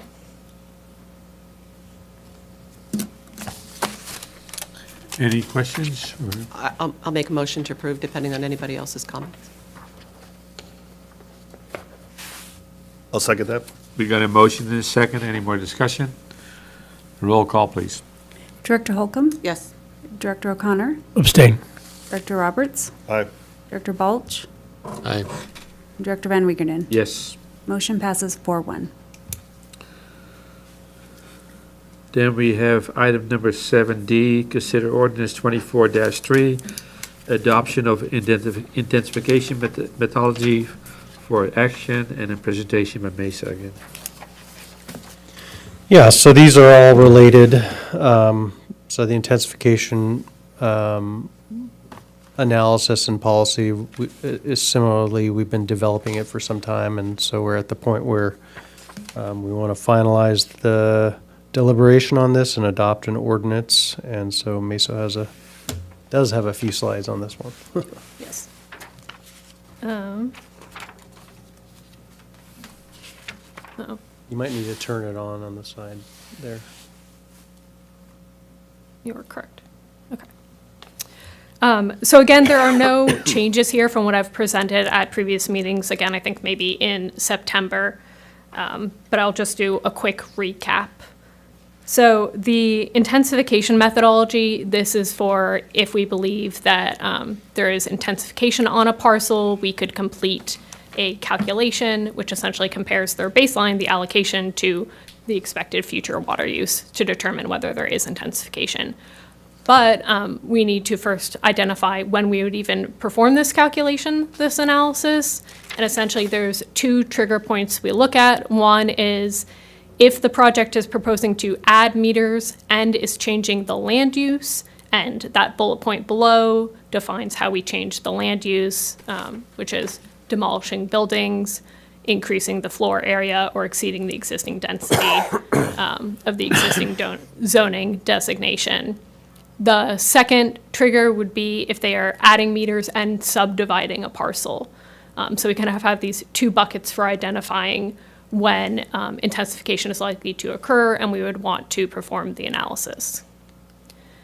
Of course, there are things that are exempt, so accessory dwelling units and junior accessory dwelling units are exempt, as well as residences on agricultural parcels, which we refer to as REQs, within the limits of existing zoning regulations. And this is a new slide, not a new concept, but I do just want to make sure that I clarify that there are many things which would not meet these triggers. So the district has to review, when someone is making very minor modifications to their property, like adding a shed or gazebo. That's not likely going to add an extra meter to the property. That's not meeting the definition of that change in land use, most likely. So that something like that, which the district might have to review as part of its other processes, would not be triggering this intensification review, most likely. Obviously, it depends on the existing project, but I just want to call out that there are these very simple things, remodeling the interior of your house, changing, I believe that an example was previously brought up of putting in a bay window. Things like that are it's very unlikely they are going to require both a new meter and that they're going to be increasing the floor area or demolishing a building, right? Meeting both these requirements that we have. So just keep in mind that there are many small modifications which are not likely to meet those triggers, therefore would not even go through the review process, and therefore would not not have anything applied that would come of triggering intensification and showing intensification. And then just to recap, the intensification formula is just a comparison of their allocation to the water use of the proposed project. And again, we use industry best practices in terms of calculating the expected water use of the proposed project. I believe that is it. So again, this is just summarizing information that we've previously presented, and we are asking for adoption tonight of this ordinance 24-3. I think my biggest takeaway was the "and" with both the qualifiers, which I think is great. I think that's what, I think we kind of chatted about is, requiring a meter change and, so I think it's great to see, and did a good job putting it together. Do we have any more questions? I'll make a motion. Yeah, I echo that. And Casey, you made some terrific recommendations on this, but also we haven't had anything like this, and it was a lot of work involved and a lot of improvement along the way that board members made. So absolutely support it, and we'll make a motion to adopt it. Second. You got a motion and a second. Any more discussion? And roll call, please. Director Holcomb? Yes. Director O'Connor? Abstain. Director Roberts? Aye. Director Balch. Aye. And Director Van Wingerden. Yes. Motion passes 4-1. Then we got item number 7E, consider water supply impact fee, introduction of concepts and process for information and presentation by Mesa. Yeah, this is kind of the next step in this process of, identifying what an intensification is, and now we're looking at the fee that would be applied. So with that, Miso, I'll give it over to you. Great. And I don't have any slides for this since this is more of a general concept discussion. Or did I? I think you did put some slides in. Did I put the slides? I did. Oh, yeah, I don't have a staff memo because it's a general discussion. So a couple of things that I'm going to cover today. So we're talking about what we're calling an impact fee. So that's where we're saying if there is intensification, this could be the per acre foot fee that would then be charged for that intensification of water use. And so for us to apply that fee and actually charge that fee, there's some things that we need to do. And so we're going to begin the process of talking about what that is tonight. So we need to make sure that we document this fee and the procedure for how it is actually applied. We need to make sure we document the basis for the fee and what the amount is. So I have a little bit of information on that. Luckily, there are neighboring agencies which have similar fees, so we can look at what sort of documentation they have and what procedures they went through. And from that, we can pick out what is appropriate for us to apply and what is unnecessary.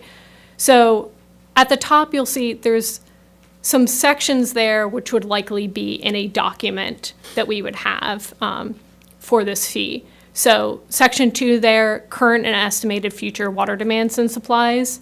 So what we're saying there is that we likely want to write down what our supply and demand look like. I think we've all talked about so far the fact that in extended drought, we do not have sufficient supplies. So this is where we could call that out as a driver for having this fee, and we could provide documentation for when that exists in that section 2.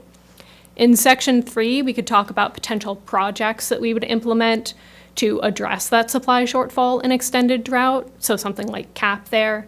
And then in section 4, we could say, okay, this is the project that we want to use as the basis for the fee. These are the associated costs with the project and the actual dollar per acre foot fee. So this is just a high-level view of the type of information that we would likely include in a document so that we could say essentially those bolded things up the top, which is, what is the purpose of this fee? How is it going to be used? And what is the nexus to these land use modifications, basically the intensification that we've identified. And so this will allow us to say what project it is that we're selecting and how the fee is calculated. Other things that are important for transparency, like how the funds are managed and spent. And then, of course, we want to identify, too, what sort of public outreach we're doing. Because this is not falling under Prop 218 requirements, there's not the same level of public outreach required. However, we definitely want to engage the public and inform them of what we're doing and how this will work. So at subsequent meetings, we will bring a more detailed public outreach plan with a timeline there. And then, of course, we also need to define how we're going to actually adopt this fee. So likely it would be another ordinance we would bring. So we would have those sections in a document that outlines how all this works, and then a separate ordinance for the actual adoption. And so what I've been seeing in some of the other documents is that the actual fee calculation can be pretty simple. So we would likely end up seeing something like this in the document where we just said the capital costs, the yield, and that's the per acre foot fee. And this, of course, would be within the context of that document that I was talking about on the previous slide. So this is something that would probably come up in that section 5 to show what the resulting fee would be. And then, of course, we would document this in the ordinance as well. But this is just the high-level type of information that we need to think about and type of documentation that we're likely going to need to have as we move this forward so that we can actually adopt and use a fee. Are there any questions? I have a couple. So I mean, I guess when I see something like that, it makes me just think this is pretty much targeting cap funding. Is that kind of the end game with this? I mean, if we're talking capital costs over yield, I mean, we have to have some capital project that exists for us to procure this water. So is that like the main driver of this? Is this cap fee recovery? It would, Yeah, let me answer that. It's water, it's development of new water supply. If it happens to be capped, then yes. If it happens to be some other project, then likely that would require infrastructure. And then I guess it always has been a little gray to me as to how we are in a position where we don't have enough water in a drought and how we still issue intent to serves that increase our demand. And then we're starting to put this into play. So at some point it's going to be like a cutoff, like, oh, you snuck in or you didn't. Yeah, so it is hard to conceptualize, but CAP is a reliability project. It has a secondary benefit that it will add additional water into the total portfolio of water supply for us. And so I think that's the nexus for someone who's, so what we did was we allocated all of our water supply across the valley, right? So we're saying this water supply is spoken for. We've given the allocations across the number of meters that we have. So now what we're saying is if you change the use of this land that results in some higher use, like a more intense use, then we have to go out and bring in new water or develop a new water supply to support that new use. So that's really kind of the concept behind it. Is there a threshold for that? I mean, how much more, at what point do you say you need more water? I'm imagining coming from, a lot of the reviews that the ARB does. That's kind of my experience lately, where we're looking at projects that are taking a rental property, classic example on Carp Avenue, and putting a pretty significant housing project on it. Is that the kind of change in use that we're talking about? Yes. And is there a threshold of use change that would warrant? Yeah, so under the. You're not talking about Red Tail, or out the old rental yard? Rental yard, Oh, I yeah. see. Yeah. Thank you. Yeah, so. 5455 or whatever. In the policy, we just adopted the intensification methodology. It defines kind of how you determine whether there's a trigger there for us to even do the analysis. And though if we do the analysis and we see, okay, this parcel has an allocation of 1 acre foot, and whether that's based on historic use or land use. And we look at the proposed project and we say, well, it's got, a bunch of new meters and it's now 8 acre feet. Well, we're saying, well, that's increasing what was allocated to this property by 7 acre feet. And so there's a need to somehow capture that impact in terms of our water supply, our future water supply costs. In fact, that's a really good example, one that was an asphalt where they parked tractors and stuff. It's a huge. 44, was it 44 residential units? Yeah. So absolutely, the water demand's going to be exponential. Sure. To what the existing condition was. And so I guess to kind of circle back a little bit, so if we're in a position where we are out of water in a drought situation, why are we issuing intents to serve that is expanding beyond our capacity? Yeah, I mean, I think the approach that we've taken is that in most years, normal years, we have more than enough water to serve. It's the reliability that's causing this drought, this unreliability that occurs in the drought. And so we focused on the project really solving the reliability problem as opposed to, solving some other problem that is maybe more focused on the overall water supply. That said, CAP does increase the overall water supply portfolio. I don't know if this is off topic or not, but to Casey's point, should we also add for some of the newer people that in the dry years, we were criticized all the time. How can you be with your, well, that wasn't our job. It was the city, or it was the county, or it was, whatever. It wasn't our job to approve the project or not to approve the project. But several years ago, I don't remember which year, but it was maybe 21 or maybe 22. I don't remember now. But Shirley and I were on the drought committee. And had there been one more dry year, which there wasn't, then we would have been looking at imposing a moratorium. Do you remember it that way? Yeah, in 2016, we were. So I just think it's confusing sometimes, because we're not the development police in a drought, but at the same time, under our policy, had we gone through another dry year, then we would have,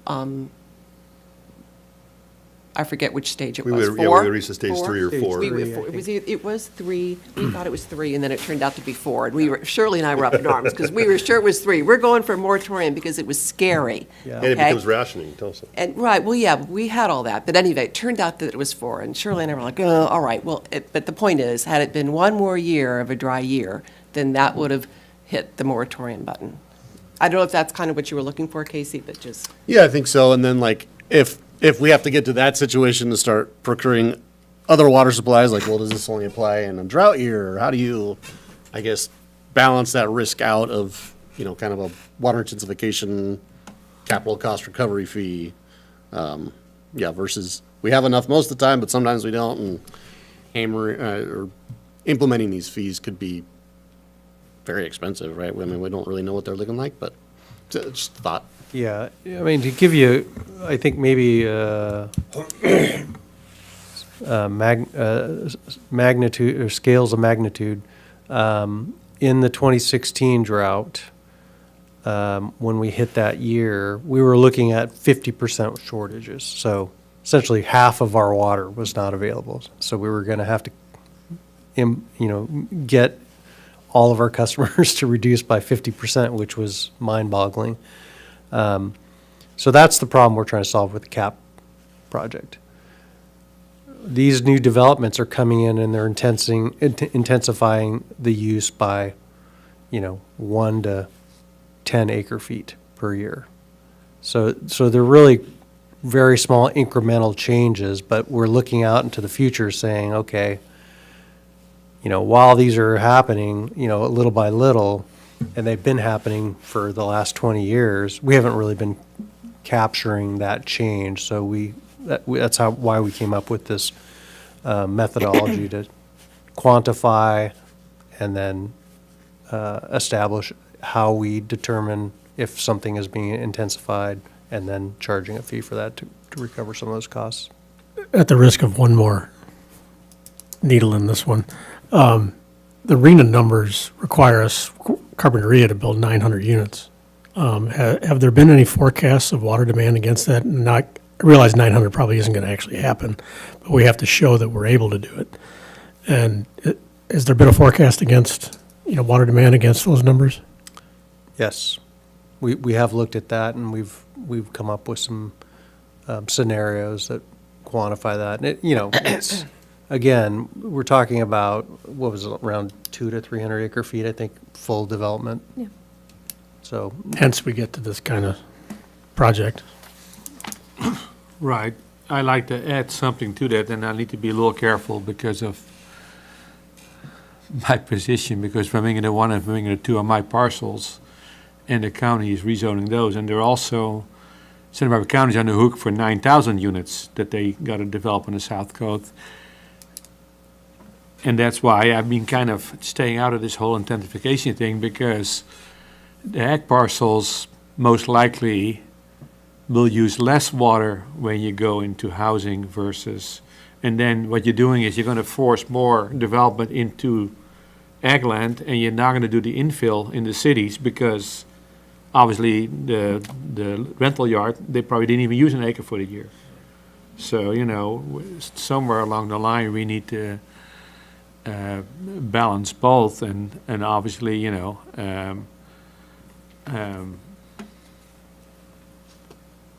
again, I want to be careful because I'm in the middle of this thing, but I also want to make sure that we don't throw the baby out with the bathwater. So if we wouldn't develop the or the rental yard and go out and develop more ag land, that's not what Carpinteria wants neither. Trust me, I've got plenty of pressure already. So it is. Important issue.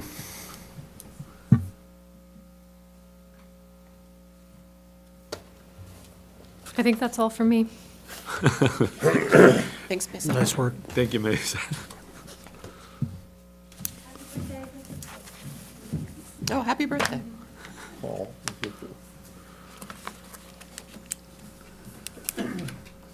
Then we got item number 7F, considered ordinance 24-4, adopting an administrative remedies and procedure for challenging the fees, charges, and assessment for action. Bob?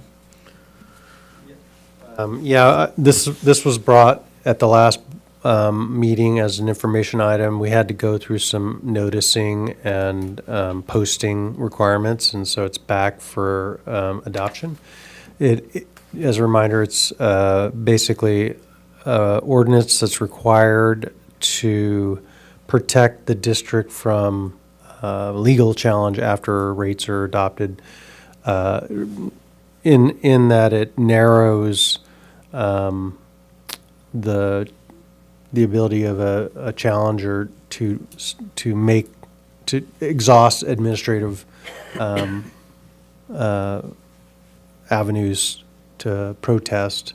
And so if they don't protest those in the administrative period meeting, we do a protest vote every year or every time we adopt a new rate. If they don't address how they believe that the rates are not appropriate or fair or proportional or any of those tests that fall under 218, then they can't come back and challenge it in a court of law. And this is really, I think, there are attorneys that are out there that are just looking for places to challenge, and this is kind of to stop that from happening. And so in order to use that requirement, we have to adopt ordinance 24-5 or 24-4. So moved. Second. We got a motion and a second. Any more discussion? And roll call, please. Director Holcomb? Yes. Director O'Connor? Abstain. Director Roberts? Aye. Director Bulge? Aye. And Director Van Wigerden? Yes. Motion passes 4-1. Then we got item number 7G, consider engaging FM3 research to conduct customer polling on cap concerns for action. Bob? Yeah, I think Amy is on the call. Yeah, so we talked about this at the Recycled Water Committee, and this is essentially our next step in trying to understand the public's understanding of the cap. You heard earlier Mr. Franco express that, he didn't think that people knew what the rate impacts were coming. And so in order to assess that and understand, where where we need to focus in terms of outreach and information and engagement, we want to do a sample polling where we get 400 people or find 400 people in the district, and we have a series of questions that we survey them with so that we can inform ourselves and take the next step in the outreach plan implementation. We did get some feedback at the committee. One was to make sure that we brought back any questions. We agreed that that's appropriate. We brought back the questions to the board to approve before we sent them out in a survey form. We also got some feedback about not necessarily using just voter ID as a basis, and not necessarily using just one customer class as a survey pool. So we are going to look into that and try to spread the survey proportionally over the different user classes, so we make sure we get everybody's input. So with that, Amy, did you have anything to add or talk about? I know you have done these before with FM3. Yeah, we worked with FM3 on several projects, and specifically recycle or reuse water projects. Really, the goal of this is twofold. One, to inform you in decision making. We had some really great, or I had some really great discussions with you all. So helping to address those concerns that were raised, and also, as Bob mentioned, tailoring the communication and outreach messaging based on this survey. So we have found that to be extremely effective. Instead of just guessing what the community would want to hear, we can really drill down to exact messaging and verbiage and language. And also I talked to Bob and the committee earlier this week that it can be up to 20 minutes. So we will definitely have space to add non-cap specific questions if the board and Bob so choose, so we could, gauge customers' education and understanding around drought in general, around the water district, their knowledge of your services, your special programs. And like Bob mentioned, FM3, while they are a wonderful resource in guiding the questions, they really will make sure that we tailor it for your needs. So there will be no questions without your approval, without Bob reviewing, without us reviewing. They don't just go out with a generic survey. So we'll make sure you're involved throughout that process as well. But I'm happy to answer any questions. I was just going to say, I'm stating the obvious. I would think that one question, Bob, that somebody would ask that we should be ready is, how does CAP compare to desal? Yeah, and other potential options. Yeah, we talked a lot about that in our meetings or our discussions with you all, and that's something we definitely want to see if that message resonates with folks. I anticipate it will, but seeing their education around desal and where we can kind of myth bust that versus the CAP program, for example. Right, and any other current technologies that maybe weren't on the horizon when we started this. Absolutely. Thank you. Actually, I have a question, since we have extra time in there. The whole state water, I'll call it saga, because if anything negative I get from our customers, the biggest bitch I get is on the state water, the money that was spent. What is it? Sure. I don't think anybody here voted for that. But I'm just saying is, and I think there was a good observation today. If state water is not reliable, maybe that needs to be a trade-off, that we get rid of the state water allotment, get money for that. My bigger concern is the maintenance of that conduit. I was thinking if we can ever buy spill water and use a conduit to get it here, but that might be a very expensive proposition to maintain that, and that probably needs to be part of, between all of us. I mean, what is the future of the state water conduit? Do we really want that, our grandchildren to keep paying for that? So maybe that should be. Yeah. Well, and you could say, water to the north. State and Kachuma water, even though state flows into Lake Kachuma. Right, those two sources. Right, but you got the state water with the state water conduit, and if there's an earthquake, that thing goes. You got Lake Kachuma, and as that becomes less reliable, then you got the South Coast conduit, which is also 50, 60. Maybe we should be asking both questions. Well, that's what I mean. Yeah. That's what I mean.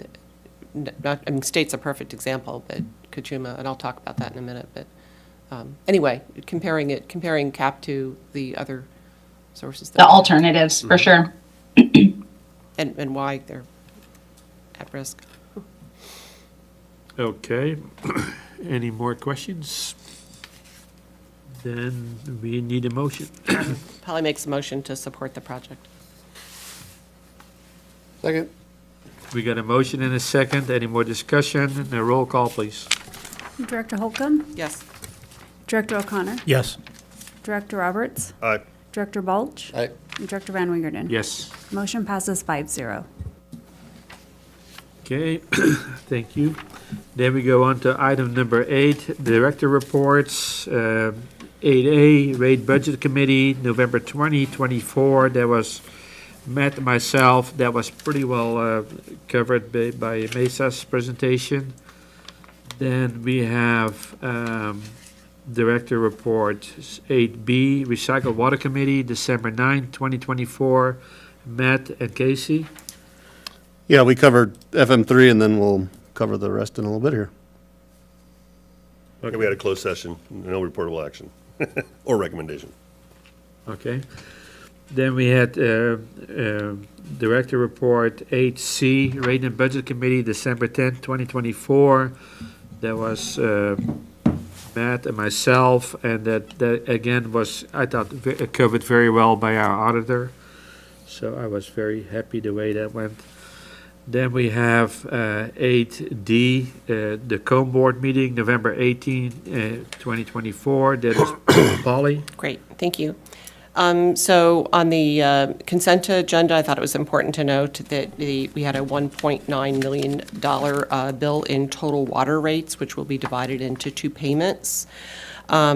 We discovered an osprey nest on top of the intake tower, which sounds like nothing, but it wasn't. We had to hire somebody to see if there were any chicks in it, if it was being, used at all, and then we had to move it according with several different guidelines between the state and county to another nearby area.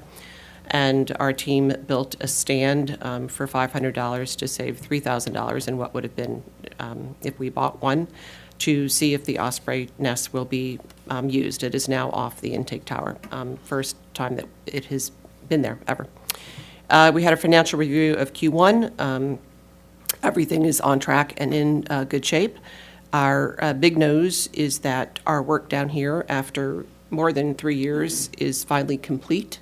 Bob informed me just before the meeting that there's some invoices, but all of the repairs and the replacements of the conduit are good and in working order. And it was a monumental task that had not been done since the original infrastructure went in.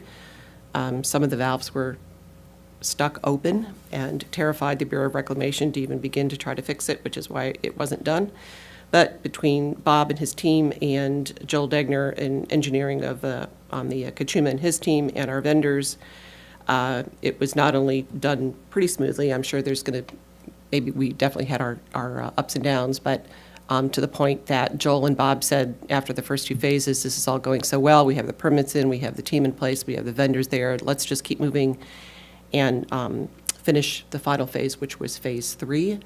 And I know you're going to do a report on it next week, or next meeting, but I won't be here, so I just want to personally thank Bob and everything, because you think it was 3 years, but it was another 2 years before that in trying to hammer out the agreement between CARP and Kachuma and getting the finances together and who was going to do what and how that would change. So it just is a huge undertaking that nobody wanted to touch, and we finally got it completed. Anything else you want to say? No, I agree. I have to thank COMB for doing such a great job, and our contractor was exceptional, and of course Brian King, the district engineer, was coordinating it on our side, and it pretty much went better than could have been expected. And cheaper from what Joel says. Okay, anyway, so that's good. And then we had another project completion description too. These were on the opposite side of ops on the fish habitat enhancements, and we made repairs to Kyoto Creek crossings 1, 3, 4, and 8, and also the El Haro Creek after the past 2 storms of previous years had collapsed one of the embankments. And normally we are very careful not to spend any money on fish unless we have grants, but in this case these were fish impediments that we had to clear, and now all passages in the tributaries are clear. The cost was $381,000. And so everything is in working order. On the GM report, they participated in a quarterly call with IRWIMP. to go over the projects that had been approved, including ours and the pipeline. NOAA was on the call, EPA, DWR. Also, the Prop 4 funding was discussed that Alan brought up earlier. And the, let's see, COMB is a participant, I guess you would say, in the project section 7 of the, in consultations with the Bureau, and we are providing technical consultations and field observations to help them in their discussions with NIMS regarding the draft new biological opinion. And so that work is going on. The Bureau hosted a value planning meeting in Buellton a couple of months ago that I reported on. That work is now being kind of formulated together to figure out how the Bureau can work with the state to come up with some new habitat issues that would be agreeable to the state in working with providing fish habitat around the Bradbury Dam and not just downstream. So the Bureau is looking to have this in a formal submission to the State Water Board by 2026, and it's called Term 24. Let's see. On the engineering side, we talked about this before, but Joel mentioned a significant decline in water going through the Tecolote Tunnel. That the past year it was 17.5 thousand acre feet versus 28.7 thousand acre feet the previous years. So you're looking at a considerable decrease, probably due to the desal on this side, a lot of conservation, and some things that are finally taking hold. So not nearly as much water is going through that mountain as history has normally dictated. Let's see, we are meeting with FEMA on a regular basis to cover expenses from the 2023 and 2024 storms. We had we've had $240,000 in 2 different checks that are in the mail, at least at the time of the meeting, so we're waiting on those. And I don't think anybody's really getting worried because we have a good relationship with FEMA, but since the fires in Maui and the hurricanes in Florida, things have definitely slowed down, but we're still meeting with them and going through all the hoops on a regular basis to be reimbursed for things that they approved they could reimburse us for. On the ops side, ops spent a lot of time working on the Laurel Reservoir repairs in addition to helping the CARP team down here, and they also responded to 164 dig alerts. On the fish side, there is a lot of water and therefore a lot of fish, but as the Bureau of Reclamation starts to turn down its releases, the fish team is working with the Bureau to be sure that there is no stranding of the fish. Let's see. Bob, there's a variety of terms on 18 and 25. I'm not sure if you're involved in any of these, but we're still working on various terms associated with the Bureau and fish habitat. Term 18 and 25, which is studying new gauge streams around the 154. 19, which is the mandatory effectiveness of monitoring the effectiveness of Table 2 flows in fish habitat. 24, term 24 I already discussed. Term 27, the annual monitoring report, which was submitted early in June to help the Bureau in its discussions with the state. And the lake is still flowing at gravity flow into Hilton Creek, which is very good news. Again, a lot of fish and a lot of water right now. And we are sunsetting Oak Tree over the next 12 to 15, 18 months. The big caveat there is that with the recent storms, quite a number of oak trees were flooded and damaged, and so we have replanted new ones. Do you want to mention anything else on any of these terms? No. Great. That concludes my report. That's both meetings, right? Oh, sorry. And then on the admin. One thought on the Combs meeting, is that infrastructure that you spoke of in the beginning, is that newsworthy? Is that something we should ring the bell on? Yeah. Yeah, I mean, I think we're going to have a presentation in January about, the overall project and some of the challenges and successes of it, so. I mean, all the stakeholders we had to work with. Oh, my Yeah, God. and it is newsworthy. We'll have it in an article in the Coastal View at some point, yeah. Good point. Good point. Anyhow, so the admin meeting was similar to what we saw today. We had a review by Total Compensation Systems, who is the consultant that we work with on our post-employment benefits, OPEB, and which was, we did our actuary this year as well. Next year, we'll do the rollover. We came out at 3.2 million versus 3.4 million a year ago. They were happy with that, stable. The discount rate that we had was 6.9. We did talk about whether or not we should consider a trust for the payment, Bob, going forward, and we're just going to, we tasked Edward with just going through a analysis and pros and cons of, right now it's pay as you go, but should we be looking at setting up a trust, albeit a small one, maybe to start, because you do get better terms if that's the case. We didn't make any decision, and every year that we have done this since GASB 74 and 75, we were hit with it. We've always said no, but we kind of thought maybe it's not a bad idea to take a look at the pros and cons of that, so stay tuned on that. And then we also had a review of our audit with Bartlett Pringle. It was a clean audit. Edward is going to forward again to the GFOA for an award. We've made it 7 years in a row, and so that's all good news. The bigger news is that I kind of touched on this last year. We've always had a horrible standing and in the negative, but because we now have two assets, one of them being the secured pipeline and the other one being the MERP, which I think is the new term for the double barrel. It stands for the Modified Upper Reach Reliability Project. These are two assets that Kachuma has never had before and ended up putting us into the positive. So our outlook for the 2024 was 15.6 million, and in 2023 it was 16.3. So very stable, and it seemed like previous years I was always saying, yeah, we're negative 256, but it really isn't that bad. But now that we have some really good, reliable assets, it's changed the bottom line, and we're happy about that. The good news is that we had a terrific fix down here with the South Coast Conduit. The bad news is that the unexpended funds is only just south of 40 for us, Normos, about 39 and change. Sorry it's not more, but we needed to use that money to get everything finalized down here. That concludes my admin report. And everything was passed to the board for next week's meeting and adopting of the budget. Thank you, Pauline. Thank you.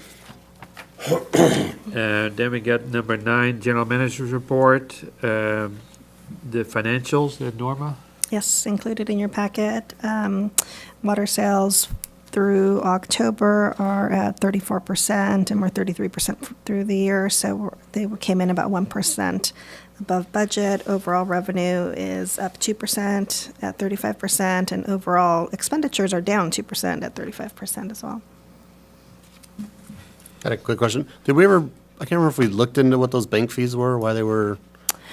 Yes, I was actually going to mention that during the CGSA, but it got approved. So the analysis fees, I spoke with U.S. Bank, and they went ahead and waived the CGSA analysis fees. And we met with their representative, and we are still in the process of reviewing the district's analysis fees. They did reduce the percentage amount, and we're looking at the different services that they offer through their online banking, because it depends on the services that we have to see if we really need all the services, and that'll decrease the amount. But they went ahead and credited, I think, 3 or 4 months worth of analysis fees for the CGSA and reduced the districts for 3 or 4 months. So is that just the account fees? Is that what they're charging? Yes. Yeah. A lot. It is a lot, yes. Right. Expect those to come out. We actually just had a meeting today to review all the different services that they provide, and I think there's 2 or 3 that we're going to remove and from the district, and quite a few more from the CGSA, so I can report back probably in January to let you know where they're going to end up. Thanks. Yeah, I had an interesting meeting with US Bank this week too, but it sounds like on your business accounts, if you go paperless online, then there is no fees. Is that what they're offering you now, or? No, we are paperless. But we still have the analysis They were still fees. charging you, even though you were paperless? Yeah, they were more related to the online banking fees, so information reporting and all the various services through They'll them. be waiving everything going forward? For the or- CGSA, they were going to waive everything, and for the district, they're looking at, they reduced the percentage that they used to calculate, and then we're analyzing the different services, so they're not going to waive everything going forward. It'll just be a reduced amount. I'll have a better idea hopefully by next month. Okay, and I'm not proposing this, but our relationship with Bank of Montecito is working a lot better than with US Bank or Chase for that matter. I just want you to be aware. So there is an option available to you that is, might be a lot user-friendly, but I'm not gonna go there, so that's. Thank you. You guys can, no, I'm just saying is, if US Bank wants to play ball, they need to do what you want and not the other way around, so it is. Yep. But I didn't have a very good meeting with him this week, so. Noted. I have a question. On the capital cost recovery fees, one project, conspicuous one is the Polo Villas and Villas, whatever. And did they pay, they didn't pay last year, and they haven't paid this year? Or maybe they paid 2 years ago or something? No, they haven't paid, they haven't requested meters yet. So it gets paid when the meters are requested and we actually go to install them. I see. So it's sort of the pay us and then we'll install Getting your very meter. close. It should be, yeah.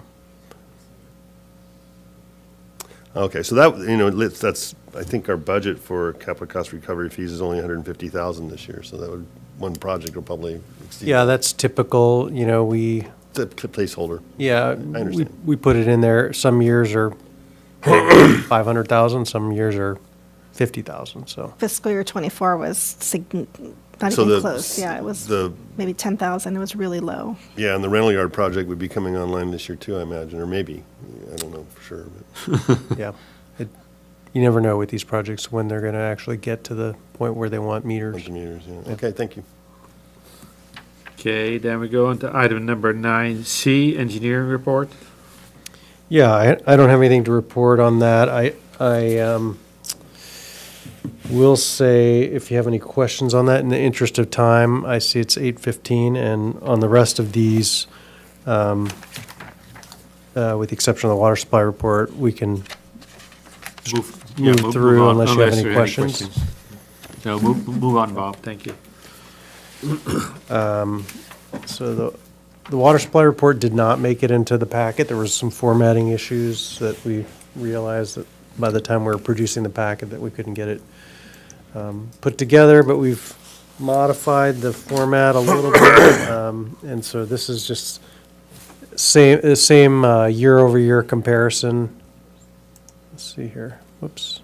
Oh, no. Year-over-year comparison for Kachuma water supply availability. And so you can kind of see 21, 22, 23, and 24. And this is just for October. And so the coloring is not great, so we'll work on that. But, you know, we've had a couple of wet years, and so we are actually carrying over quite a bit of water here in Kachuma. Oh, darn it. I'm just going to... total well production, again, October, year over year. So when it was a dry year, you can see we used a significant amount more of groundwater in October, but we've stabilized over the last few years since rainfall. And so here we are in 2024. 112 acre feet of groundwater produced. So kind of looking at where we project groundwater production to be, we have a target of 1,000 acre feet. Currently we're here, and we'll continue to work towards this 1,000 so that we're by the end of the fiscal year hitting that number. Reason that's important is we budget based on that, all of our water supplies. So if we were pumping 1,000 acre feet of groundwater, that means we're taking a certain number of acre feet from Kachuma project, which goes through the Cater, and so it has a budgetary effect. Metered consumption, again, year over year, you can kind of see there is a downward trend, and likely this was a drier year, and these have been normal and wet years, so you kind of see the decline here. October is generally a low use month, so where we'll really see changes occur are later in the winter, March, April, where if it's a dry winter, you'll see a much greater demand. So this is by fiscal year meter consumption, so kind of starting at the fiscal year. Our targets are in the gray, and the blue is kind of where we're at. So we're pretty close to what we're expecting on the consumption. This is also a similar chart. This is just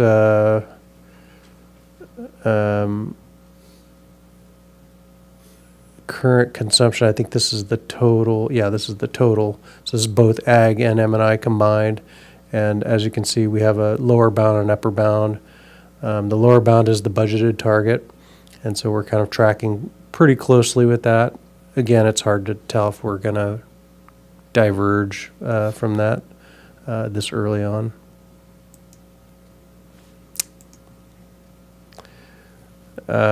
This just breaks it down by ag and M&I. This is a report that the county produces every month, and so you can kind of see where we are to date on the percentage of rain. So we're 18% of normal rainfall for this time of year and 2% of the year. So it is a dry year based on historic rainfall. Reservoir conditions, I think as someone said about the reservoir being full and still, it's probably still feeding gravity into Hilton Creek. It's near the top, and it's likely that if we do get rainfall, it will spill again. And then that's it. Any questions? Thank you, Bob. Then we go to the closed session items. 10A, the conference with real property negotiators, Government Code Section 54956.8, property, St. Joseph's Catholic Church, agency negotiator. And then we got item number 10B, closed session, personnel matter pursuant to Government Code Section 54957B, public employment, General Manager Bob. So there's Recording stopped.